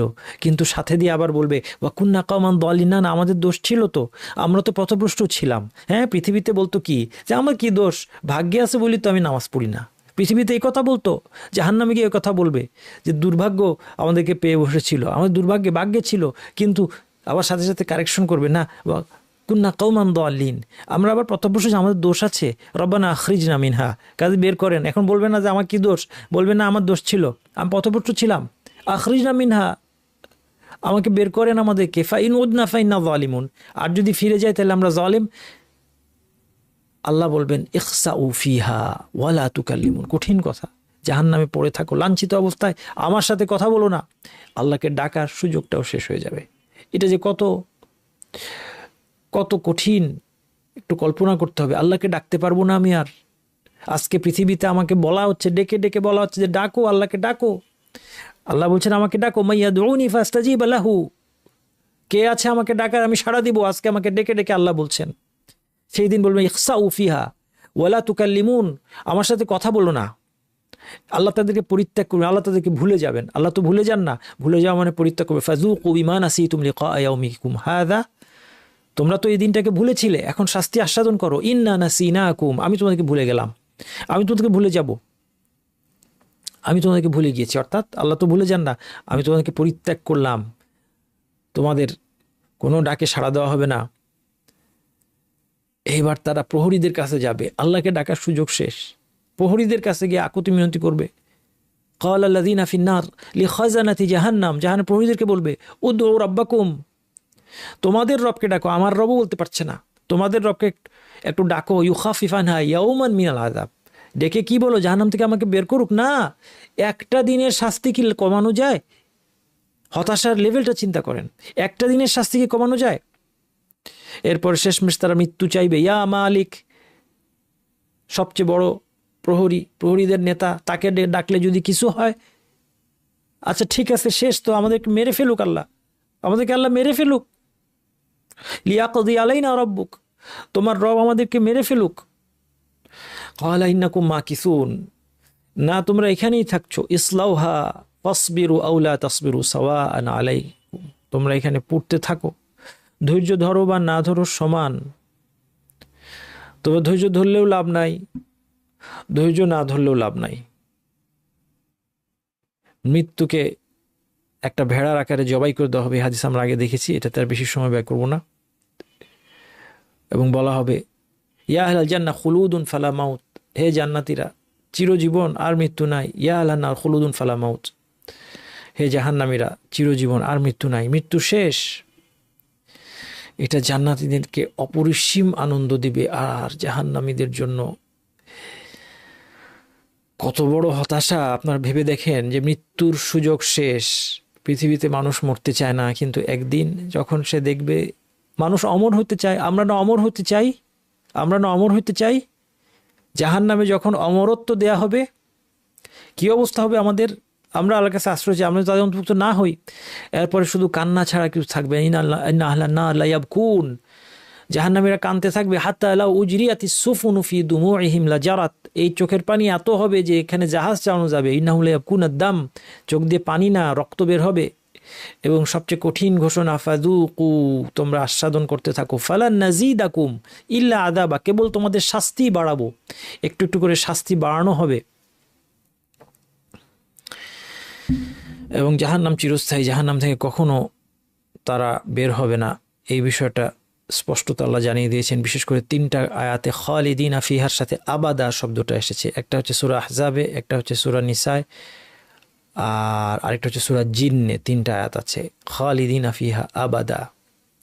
খালিদিনা ফিহা বললেও হয়তো সম্ভাবনা ছিল যে অনেক দীর্ঘ সময় তারা থাকবে, কিন্তু সাথে আবাদা লাগিয়ে জানিয়ে দেওয়া হলো যে এর কোনো শেষ নাই। আল্লাহর কাছে আমরা আশ্রয় চাই। লা ইয়াজিদুনা ফিহা ওয়ালিয়া ওয়ালা নাসিরা, সেখানে তারা অনন্তকাল থাকবে, তাদের কোনো অভিভাবক সাহায্যকারী পাবে না। ইয়াউমা তুকাল্লাবু উজুহুহুম ফিন্নার, জাহান্নামে তাদের চেহারাগুলোকে উল্টানো হবে।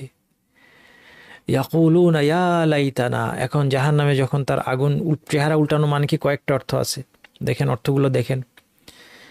একটা অর্থ হলো তাদের চেহারা উপর করে, চেহারার উপর ভর দেওয়া অবস্থায় তাদেরকে টেনে নেওয়া হবে।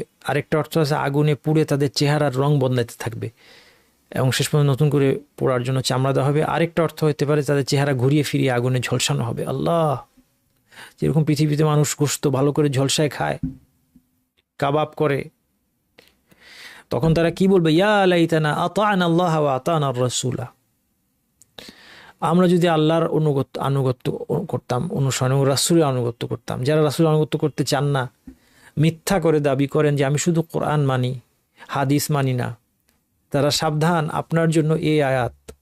যদি এখনই সাবধান হতে পারেন, আপনি তো কোরআন মানেন, এটা কোরআনের আয়াত ভাই, হাদিস না।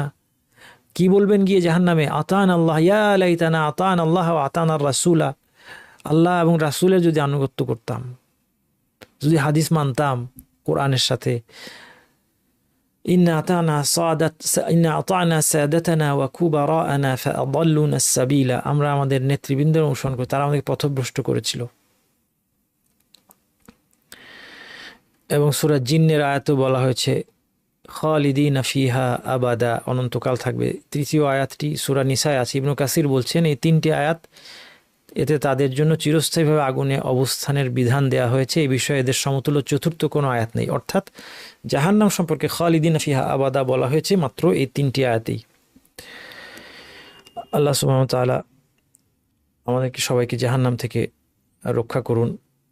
আমরা আল্লাহ সুবহানাহু ওয়া তাআলার শুকরিয়া আদায় করি, আলহামদুলিল্লাহ, তিনি আমাদেরকে মৃত্যুর পর জীবনের কোর্সটা শেষ করার তৌফিক দিলেন।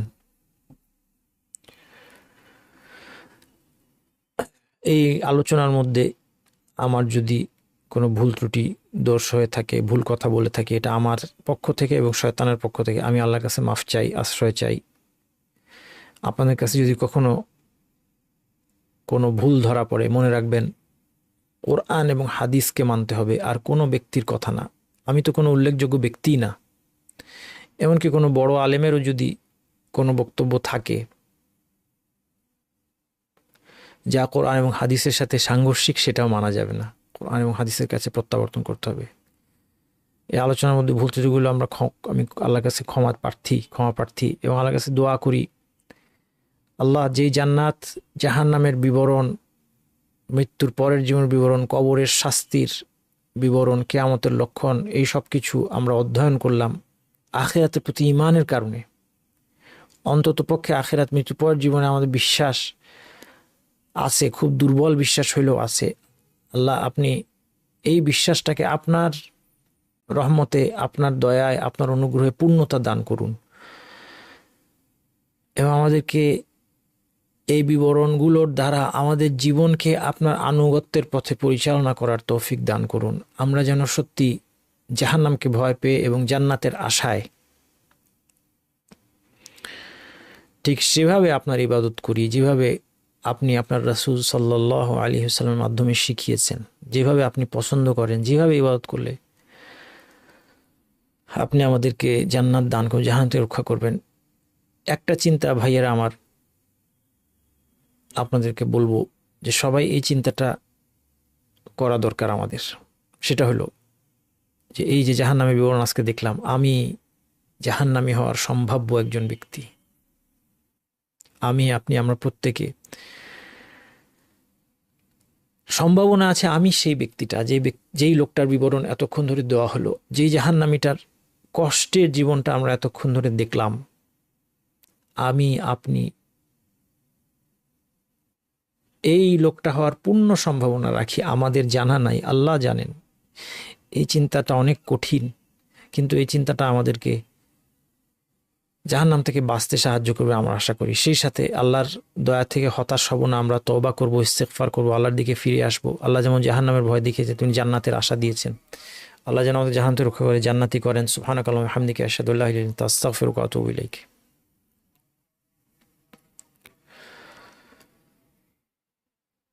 বাথরুমে যে জুতা ব্যবহার করা হয়, সেই জুতা কি সর্বদা নাপাক হলে গণ্য হবে? না, সর্বদা নাপাক বলে গণ্য হবে না।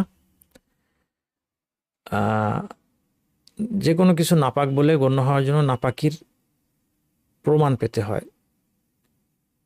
সূর্যোদয়ের সময় কোরআন তেলাওয়াত এবং জিকির করা যাবে কি না? হ্যাঁ, সূর্যোদয়ের সময় কোরআন তেলাওয়াত বা জিকিরের ব্যাপারে কোনো নিষেধাজ্ঞা আসে নাই। যে বিষয়ে নিষেধাজ্ঞা আসেছে সেটা হচ্ছে সালাত আদায় করা। কফ থুতু ফেলার কারণে রোজা ভাঙে না। কি পরিমাণ থুতু গিলে ফেলা যাবে? থুতু বেশি করে, লালা বেশি করে গিললেও রোজা ভাঙবে না। সাদা স্রাব বের হয়ে যদি অজু ভেঙে যায়, অজু করে সালাত শুরু করার পর যদি সাদা স্রাব আসে, তাহলে করণীয় কি? যদি কারো খুব বেশি বেশি সাদা স্রাব নির্গত হয়, যেটা আপনার বর্ণনা শুনে মনে হচ্ছে যে সারাক্ষণই বেরোচ্ছে, একটু পরপরই বেরোচ্ছে, তাহলে তার জন্য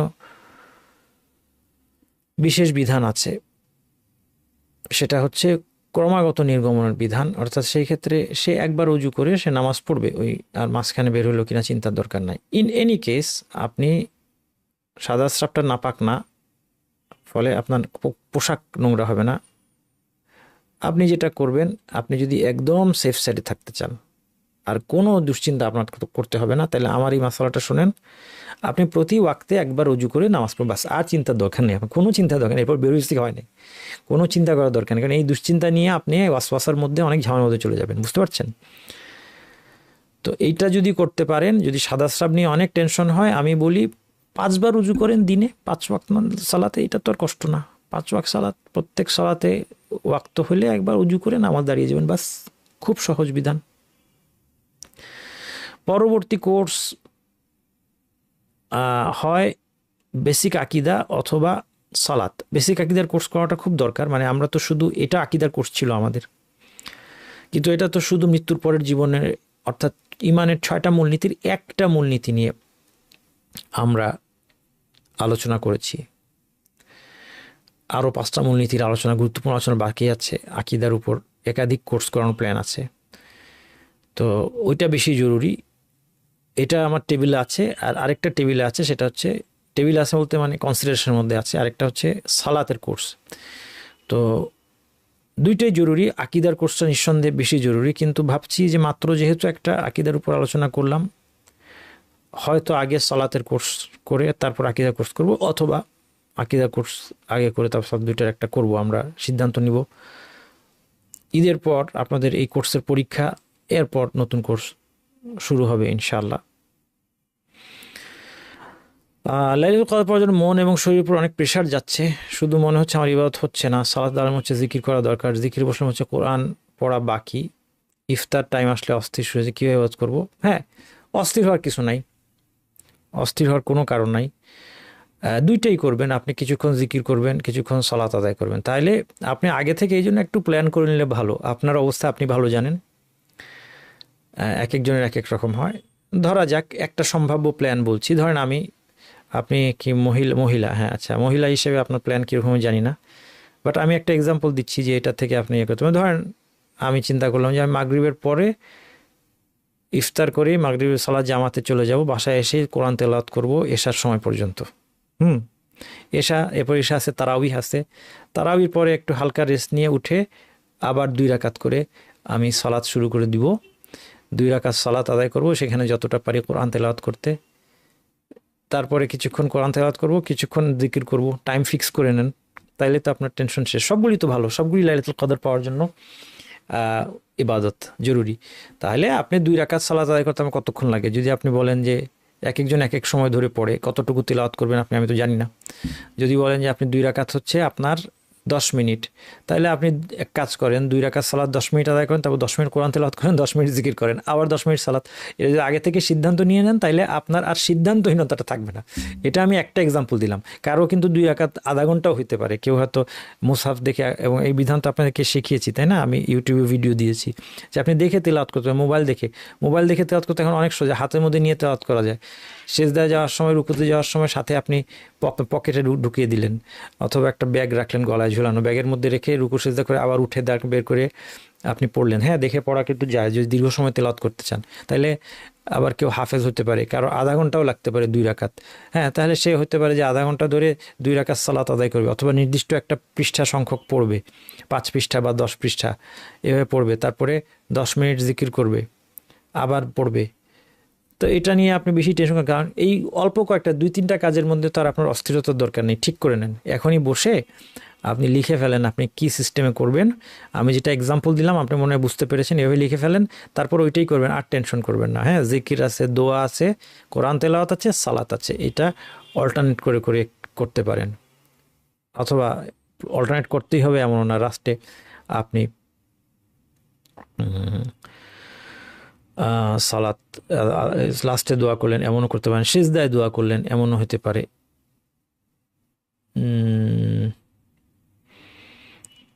আমরা আইসিটির জন্য টাকা, আইসিটিটা কি? আইসিডি মনে হয় এমসিডি মসজিদের কথা বলতেছেন না? আচ্ছা, এমসিডির ওয়েবসাইটের লিঙ্ক আছে, কর্তৃপক্ষের সাথে কথা বলেন। হ্যাঁ, এমসিডির ব্যাপারে ওনারা ভালো বলতে পারবেন। হায়েজের অবস্থায় শেষ 10-এ কি ইবাদত করবেন? হ্যাঁ, শেষ 10-এ কোরআন তেলাওয়াত করবেন। হায়েজ অবস্থায় শুধু একটা জিনিস নিষেধ, এটা কি? সালাত। তো বাকি সবই তো করতে পারবেন আপনি। তাহলে সালাত, এবং সালাতে আশা করেন আল্লাহর কাছে যে আপনি তো হায়েজ না থাকলে সালাত আদায় করতেন, আল্লাহ জানেন, আপনাকে ওই সবটা দিয়ে দিবেন। সেই সাথে বাকি সময় তাহলে আপনি কোরআন তেলাওয়াত এবং জিকির এবং দোয়ার মধ্যে কাটাবেন। কোরআন তেলাওয়াত করতে কোনো বাধা নেই। যদি মুসহাফ ধরতে চান তাহলে গ্লাভস পরে নেবেন, আর যদি মোবাইল দেখে তেলাওয়াত করেন তাহলে কিচ্ছু লাগবে না, এমনকি টাচ লাগলেও অসুবিধা নেই। মোবাইলের স্ক্রিনের উপর যদি হায়েজ অবস্থায় টাচ লাগে তাতেও কোনো অসুবিধা নাই। হ্যাঁ, মোবাইল দেখে খতম দিতে পারবেন কি না? হ্যাঁ, পারবেন অবশ্যই।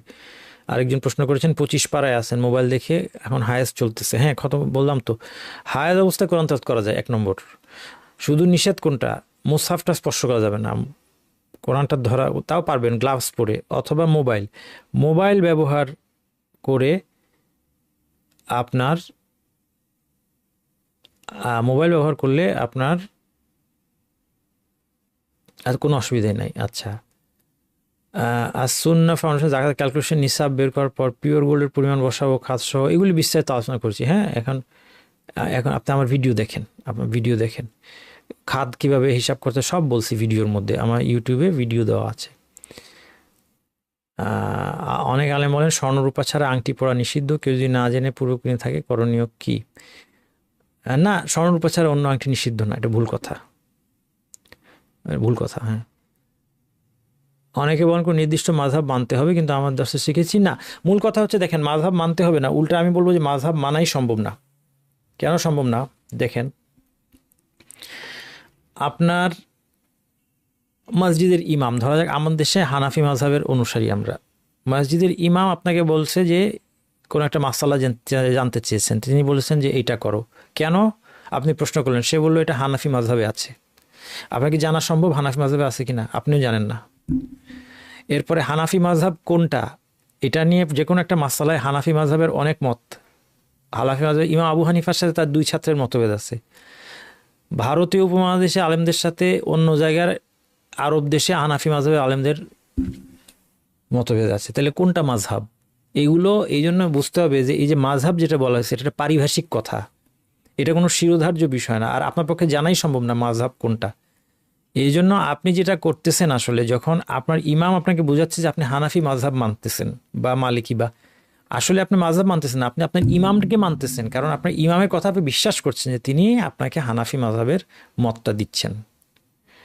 তাহলে আপনি একজন আলেমকে অনুসরণ করতে পারবেন, কোনোদিন একটা সাধারণ মানুষ, এই জন্য বলা হয় যে আল আম্মি লা মাযহাব লাহু, আম্মি সাধারণ মানুষের কোনো মাযহাব নাই। সাধারণ মানুষের মাযহাব কি? মাযহাবের প্রশ্ন আসে, হ্যাঁ, দিন শিক্ষার্থী কেউ যদি ফাকিহ হতে চায়, তখন তাকে একটা মাযহাব ধরে অগ্রসর না হলে সে অথই সাগরের মধ্যে যায় পড়তে পারে। হ্যাঁ, কোথা থেকে শুরুতেই তো একজন কম্পারেটিভ ফিক, যে 4 মাযহাবের মত নিয়ে গবেষণা করে আমি বাইর করবো যে কোনটা সঠিক, এটা তো অনেক পরের পর্যায়ে। তাহলে শুরু করতে হয় সবাইকে কি দিয়ে? মাযহাবের কিতাব দিয়ে। এটা হচ্ছে দিন শিক্ষার্থীর জন্য কথা। সাধারণ মানুষের জন্য কথা হচ্ছে আপনি আপনার কাছে নির্ভরযোগ্য আলেমকে প্রশ্ন করবেন, সেই আলেম তার লেভেল অনুযায়ী আপনাকে উত্তর দিবেন। এখন দেখেন, বিষয়টা এরকম যে আপনার কাছে সবচেয়ে নির্ভরযোগ্য জ্ঞানী আলেম যদি হয় এমন একজন ব্যক্তি যিনি হানাফি মাযহাবের মুকাল্লিদ, মানে তিনি হানাফি মাযহাব অনুসরণ করে শুধু হানাফি মাযহাবের ফতোয়াগুলো পাস করেন, গবেষণা করেন না, তাহলে অটোমেটিক আপনি হানাফি মাযহাবের ফতোয়া পাচ্ছেন। আর এই ক্ষেত্রে এটাই আপনার করণীয়, কারণ তার চেয়ে কোনো জ্ঞানী আলেম আপনাকে জানা নেই। কিন্তু আপনি আবার একজন ইন্টারন্যাশনাল আলেমের কাছ থেকে আপনি একটা ফতোয়া, এখন যেটা হচ্ছে যে এখন তো কমিউনিকেশনের যুগ, মানুষ বিশ্বের সৌদি আরবের বড় আলেম, মিশরের বড় আলেম, ভারতের বড় আলেম, পাকিস্তানের বড় আলেমের ফতোয়া সে পাচ্ছে। এমন একজন বড় আলেম থাকতে পারে তিনি সব মাযহাব নিয়ে গবেষণা করতে পারেন, এতটাই তার জ্ঞান, তিনি তার জ্ঞানের ভিত্তিতে তখন কোনো নির্দিষ্ট মাযহাবের আলোকে না বলে তার গবেষণা অনুযায়ী বলেন, ওইটাও আপনি মানতে পারেন। ওইটা হয়তো কখনো ফতোয়াটা হানাফি মাযহাব মোতাবেক হবে, কখনো মালিকি, কখনো শাফি হাম্বলি, কিন্তু মোট কথা আপনি একজন আলেমকে জিজ্ঞেস করেছেন কিনা। তো এই জন্য আপনি মাযহাব টাযহাব নিয়ে চিন্তা করবেন না, আপনার পরিচিতর মধ্যে যাকে নির্ভরযোগ্য আলেম বলে মনে হয়, অথবা যে আলেমদের কথা আপনার কাছে পৌঁছা দেয় এই আস্থা আছে যে দিন শিক্ষার্থী, হ্যাঁ, আমার মতো দিন শিক্ষার্থী, আমরা কি করি? আমরা কি নিজেদের ফতোয়া দিই? কোনোদিনও না, আমাদের ফতোয়া দেওয়ার যোগ্যতা নাই, কিন্তু আমরা আলেমদের কথাগুলো পড়াশোনা করে আপনার কাছে পৌঁছে দিই। আপনার যখন আস্থা হবে যে হ্যাঁ, সে আমাকে ঠিকঠাক মতো পৌঁছে দিচ্ছে, তখন সেটা আপনি অনুসরণ করতে পারেন। তাহলে এই মাযহাব নিয়ে বেশি আপনার দুশ্চিন্তার দরকার নেই। যে আপনাকে বলছে মাযহাব মানতে হবে, তার সাথেও ঝগড়া করার দরকার নেই। তার একটা বক্তব্যের একটা অর্থ আছে সেখানে, সেটাও ভুল না, সেটাও খারাপ না।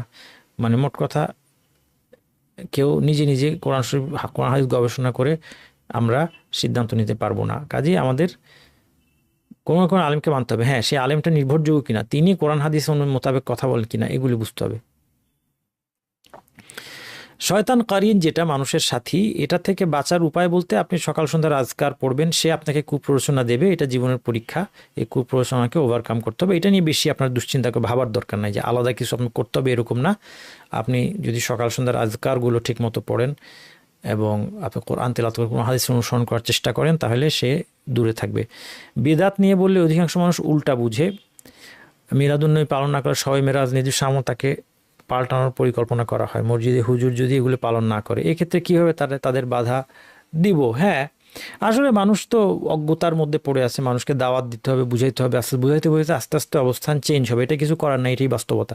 স্বয়ং নবী রাসূলদেরকে তাদের জাতির লোকেরা কি নবী রাসূলের চেয়ে ভালো তো আর কেউ ছিল না, ভালো মানুষ। এবং তারা ছিল হচ্ছে এমন ভালো মানুষ যাদের ব্যাপারে তাদের জাতি একমত ছিল যে এরা ভালো মানুষ। যে কোনো একজন আমাদের ইমাম সাহেব, হুজুর, আমি, আপনি বড় আলেম হইলেও দ্বিমত থাকবে যে আসলে সে ভালো মানুষ কিনা, নাকি সে ফেক, এই ধরনের কথা আসবে। কিন্তু নবী রাসূলরা এমন ছিলেন যে পুরো জাতি তাদের একমত ছিল যে আমার নবীটা রাসূল, যে নিজেকে নবী রাসূল দাবি করছে, সে এই সমাজের সবচেয়ে ভালো মানুষ। তারপরে তাকে তারা কি করেছে, বের করে দিয়েছে, হত্যার চেষ্টা করেছে। তাইলে বাকিদের, এটা নবী রাসূলের পথে যারা হাঁটবে তাদের জীবনে এগুলি আসবেই।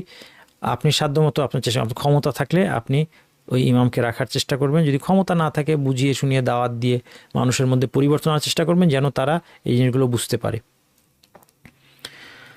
বাড়িতে নিজের স্বামী সন্তানের সাথে সামনে কতটুকু পর্দা করব, মাথার কাপড় কি তাদের সামনে ফেলে রাখা যাবে কি? হ্যাঁ, আপনি যদি স্বামীর সামনেও মাথার কাপড় দেন তাহলে আর বিয়ে করে লাভটা কি, তাই না? তো অবশ্যই আপনি মাথা কাপড় ফেলে রাখবেন, কিন্তু আপনার স্বাভাবিকভাবে যতটুকু দেখা যায় এইটুকু দেখা যাবে। অর্থাৎ আপনার একজন নারী ঘরে তার যারা মাহরাম, স্বামী, সন্তান অথবা নিকটাত্মীয়, ভাই, চাচা, মামা অথবা অন্য নারীদের সামনে তার হাত, পা, তারপরে হাতের বাহুর কিছুটা অংশ, তারপরে পায়ের গোছার কিছুটা অংশ খোলা থাকতে পারে, গলা যেখানে মালা পরে মহিলারা এগুলো খোলা থাকতে পারে, কিন্তু বুক টুক ঢাকা থাকবে, পেট ঢাকা থাকবে। হ্যাঁ, বাসায় বলে আবার হাফ প্যান্ট পরে ঘুরলে হবে না, স্বামীর সামনে হাফ প্যান্ট পরে ঘুরতে পারবেন, কিন্তু সন্তান যখন আছে স্বামীর সামনে, তো স্বামীর সাথে তো কোনো পর্দা নাই, স্বামী স্ত্রীর মাঝখানে তো কোনো পর্দা নাই, সব কিছুই দেখা একজন একজন বৈধ। কিন্তু যখন অন্যরা আছে, সন্তান অথবা অন্যান্য আত্মীয়, ভাই আছে, মা বাবা আছে, অন্যরা আছে, শ্বশুর শাশুড়ি, তাদের সামনে শালীন পোশাকে এই সব কিছু ঢেকে রাখতে হবে, যেটা আমাদের দেশে মেয়েরা স্বাভাবিকভাবে ঢেকে রাখে, বুক, পেট এগুলো ঢেকে রাখতে হবে। হ্যাঁ, শাড়ি পরে কিন্তু অনেক সময় আবার পেট টেট বের হয়ে গেলে হবে না, এগুলো ঢেকে রাখতে হবে। কিন্তু গলা দেখা যেতে পারে, যেখানে গলার মালা, যে অলংকার যে জায়গাগুলোতে মানুষ পরে, গলার মালা, তারপর পায়ের নুপুর, হাতের চুড়ি, হ্যাঁ, মাথার চুল, এই জিনিসগুলি খোলা থাকবে, আর বাকি সবগুলো ঢেকে রাখতে হবে। আবার খুব টাইট পোশাক পরলে হবে না ঘরের মানুষদের সামনে। স্বামীর কথা আলাদা, যেটা আগেই বলেছি। ফিকহুস সালাতের কোর্স, হ্যাঁ, যদি যেটাই শুরু হোক, ঈদের আগে আর কোনো সম্ভাবনা নেই, বরং ঈদের পরে একটু গ্যাপ দিয়ে পরীক্ষা, তারপর আখিরাতের কোর্স পরীক্ষা, তারপর শুরু হবে ইনশাআল্লাহ। Our toilet is separate from bathroom. Will it be okay to wear the same sandal while using toilet I wear at home generally? হ্যাঁ, বাথরুম আর ঘরে টয়লেট সেম, বাথরুমের ঘরে সেম স্যান্ডেল পরলে কোনো অসুবিধা নাই, অ্যাজ লং অ্যাজ এটা না পাক না, এটা সম্ভব নাই, এটা সমস্যা নাই। বিকাশ নিয়ে প্রশ্ন করেছেন, বিকাশ নিয়ে পড়াশোনা আমার যথেষ্ট না, আমি উত্তর দিচ্ছি না। আলেমদের কিছু ফতোয়া নেটে পাবেন, আপনি খোঁজ করে দেখেন, ক্যাশব্যাক এগুলো নিয়ে আলেমদের ফতোয়া আছে। নিকাহ ফিকহুন নিকাহ, হ্যাঁ, ফিকহুন নিকাহ, নিকাহের ফিক বলে এটাকে, ইলমুন নিকাহ বলে না, ফিকহুন নিকাহ বলে। এটা নিয়ে ইনশাল্লাহ কোর্স হবে শীঘ্রই, একটা একটা করেই তো করাতে হবে। হ্যাঁ, আমি আসলে তো একটার বেশি, খুব বেশি একসাথে করাতে পারবো না, আস্তে আস্তে হবে ইনশাল্লাহ। তারাবিতে ইমামের পিছনে কি মোবাইল দেখে কোরআন পড়া যাবে? ইমাম যা পড়ছেন তাই যদি দেখি, এটা না করাই ভালো। হ্যাঁ, এটার দলিল আসে নাই, যেহেতু এটা না করাই ভালো, কোনো প্রয়োজন না থাকলে। বিশেষ করে যদি এমন হয় যে ইমামের সাথে আরেকজন হাফিজ নাই, উনি তারাবি পড়াচ্ছেন, ভুল করলে ধরে দিতে হবে, সেক্ষেত্রে এটা জায়েজ, আর নয়তো অ্যাভয়েড করাই ভালো।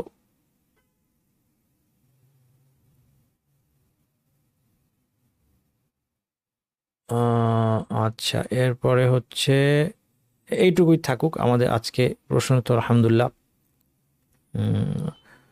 আরও অনেক প্রশ্ন চ্যাট বক্সে, অনেকে অনেক প্রশ্ন করেছেন। চ্যাট বক্সে প্রশ্ন তো দেওয়া হয় না, হ্যাঁ, কিউ&এতে করতে হতো। আচ্ছা, দুই একটা দেখি। ওয়ালাইকুম আসসালাম। নিকট আত্মীয় যাকে বিগত বছরগুলোতে জাকাত ফিতরা দেওয়া হতো, কিছুদিন আগে জানতে পারলাম তিনি জিনের মাধ্যমে তদবির দিতে পারেন, এলাকার মানুষ তার কাছ থেকে ফ্রি চিকিৎসা নিয়ে যায়। প্রশ্ন হলো এরকম আত্মীয়ের সাথে সম্পর্ক কেমন রাখা উচিত এবং তাকে জাকাত ফিতরা? না, জিন নিয়ে যারা কারবার করে এগুলো হচ্ছে জাদুটোনা। হ্যাঁ, এসব জিনের তদবির মানে জাদুটোনা যে করে সে হচ্ছে তার ইমানই আছে কিনা এটাই সন্দেহ। কাজেই তার সাথে তার সাথে সম্পর্ক হবে নসিহতের সম্পর্ক, এবং তাকে জাকাত ফিতরা এগুলো দিবেন না। তাকে আগে মুসলিম হতে হবে, এসব ছেড়ে দিয়ে তাকে ইসলাম গ্রহণ করতে হবে, কারণ এগুলো কুফরি কাজ। জিন জাদুটোনা এগুলো কুফরি কাজ। যে হে আল্লাহ, যে কাজ করলে তুমি এবং রাসূল রাজি খুশি থাকে সেই কাজ করার তৌফিক দাও। না, আল্লাহ যেটাতে খুশি হন, আল্লাহর সন্তুষ্টির জন্য আমরা কাজ করি। রাসূলের মৃত্যুর পরে তো তার এখানে এখন রাসূল জীবিত থাকলে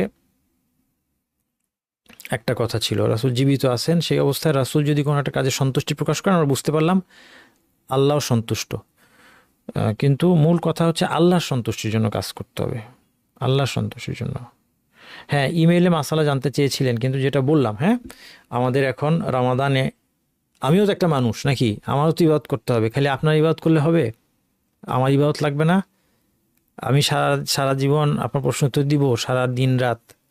আমার জান্নাত দরকার নাই, আমার জাহান থেকে বাঁচার দরকার নাই। হ্যাঁ, তো আমাকে ব্রিজ বানিয়ে আপনারা জান্নাতে চলে গেলেন আর আমি ভেঙে জাহান্নামে পড়ে গেলাম, নিশ্চয়ই এটা চান না। তাহলে আমার ইবাদতের দরকার সবচেয়ে বেশি, আমার নিজের আত্মশুদ্ধির দরকার আছে। তো এই জন্য আমাকে এই কয়েকদিন রেস্ট দেন, আমি কিছু ইবাদত করি, প্রশ্ন উত্তর একটু কম টম দিয়ে, এরপর আবার ঈদের পরে দেওয়ার চেষ্টা করব। আমি জানি আপনাদের, এই জন্য এখন থেকে মনে রাখবেন একটা জিনিস, যে আপনাদের এখন অনেক জরুরি প্রশ্ন অনেকের আসতে না রমাদানে। আপনারা বলবেন যে আমার তো এখনই দরকার, জাকাত আদায় করবো কীভাবে? যেটা আপনি বুঝতে পারলেন যে তাহলে আমাকে অনেক আগে থেকে জ্ঞান অর্জন করতে হবে। আপনাকে জাকাত নিয়ে জ্ঞান অর্জন করতে হবে রমজান আসলে না। এইবার রমাদান চলে গেলে তওবা করেন, আপনি যে জ্ঞান অর্জন বিলম্বিত করেছেন এই জন্য আল্লাহর কাছে তওবা করেন। এই রমাদান পান হওয়ার পরে জ্ঞান অর্জন শুরু। এইবার যে অভিজ্ঞতা বুঝতে পারলেন আপনি যে আমার তো হ্যাঁ রমাদান চলে আসছে, আমি জাকাত কীভাবে দিব জানি না, ফিতরা কীভাবে দেবো জানি না, রোজার মাসালা জানি না, তাইলে এইবার ঈদের পরে এই জ্ঞানগুলো অর্জন করে ফেলবেন, নোট করে ফেলবেন, সব রেডি থাকবে আপনার, যেন আগামী রমাদানের সময় কোনো আমাকে প্রশ্ন করতে না হয়। এই রমাদান পর্যন্ত প্রশ্ন করেন যত খুশি। সুবহানাকাল্লাহুম্মা ওয়া বিহামদিকা আশহাদু আল্লা ইলাহা ইল্লা আনতা আস্তাগফিরুকা ওয়া আতুবু ইলাইক।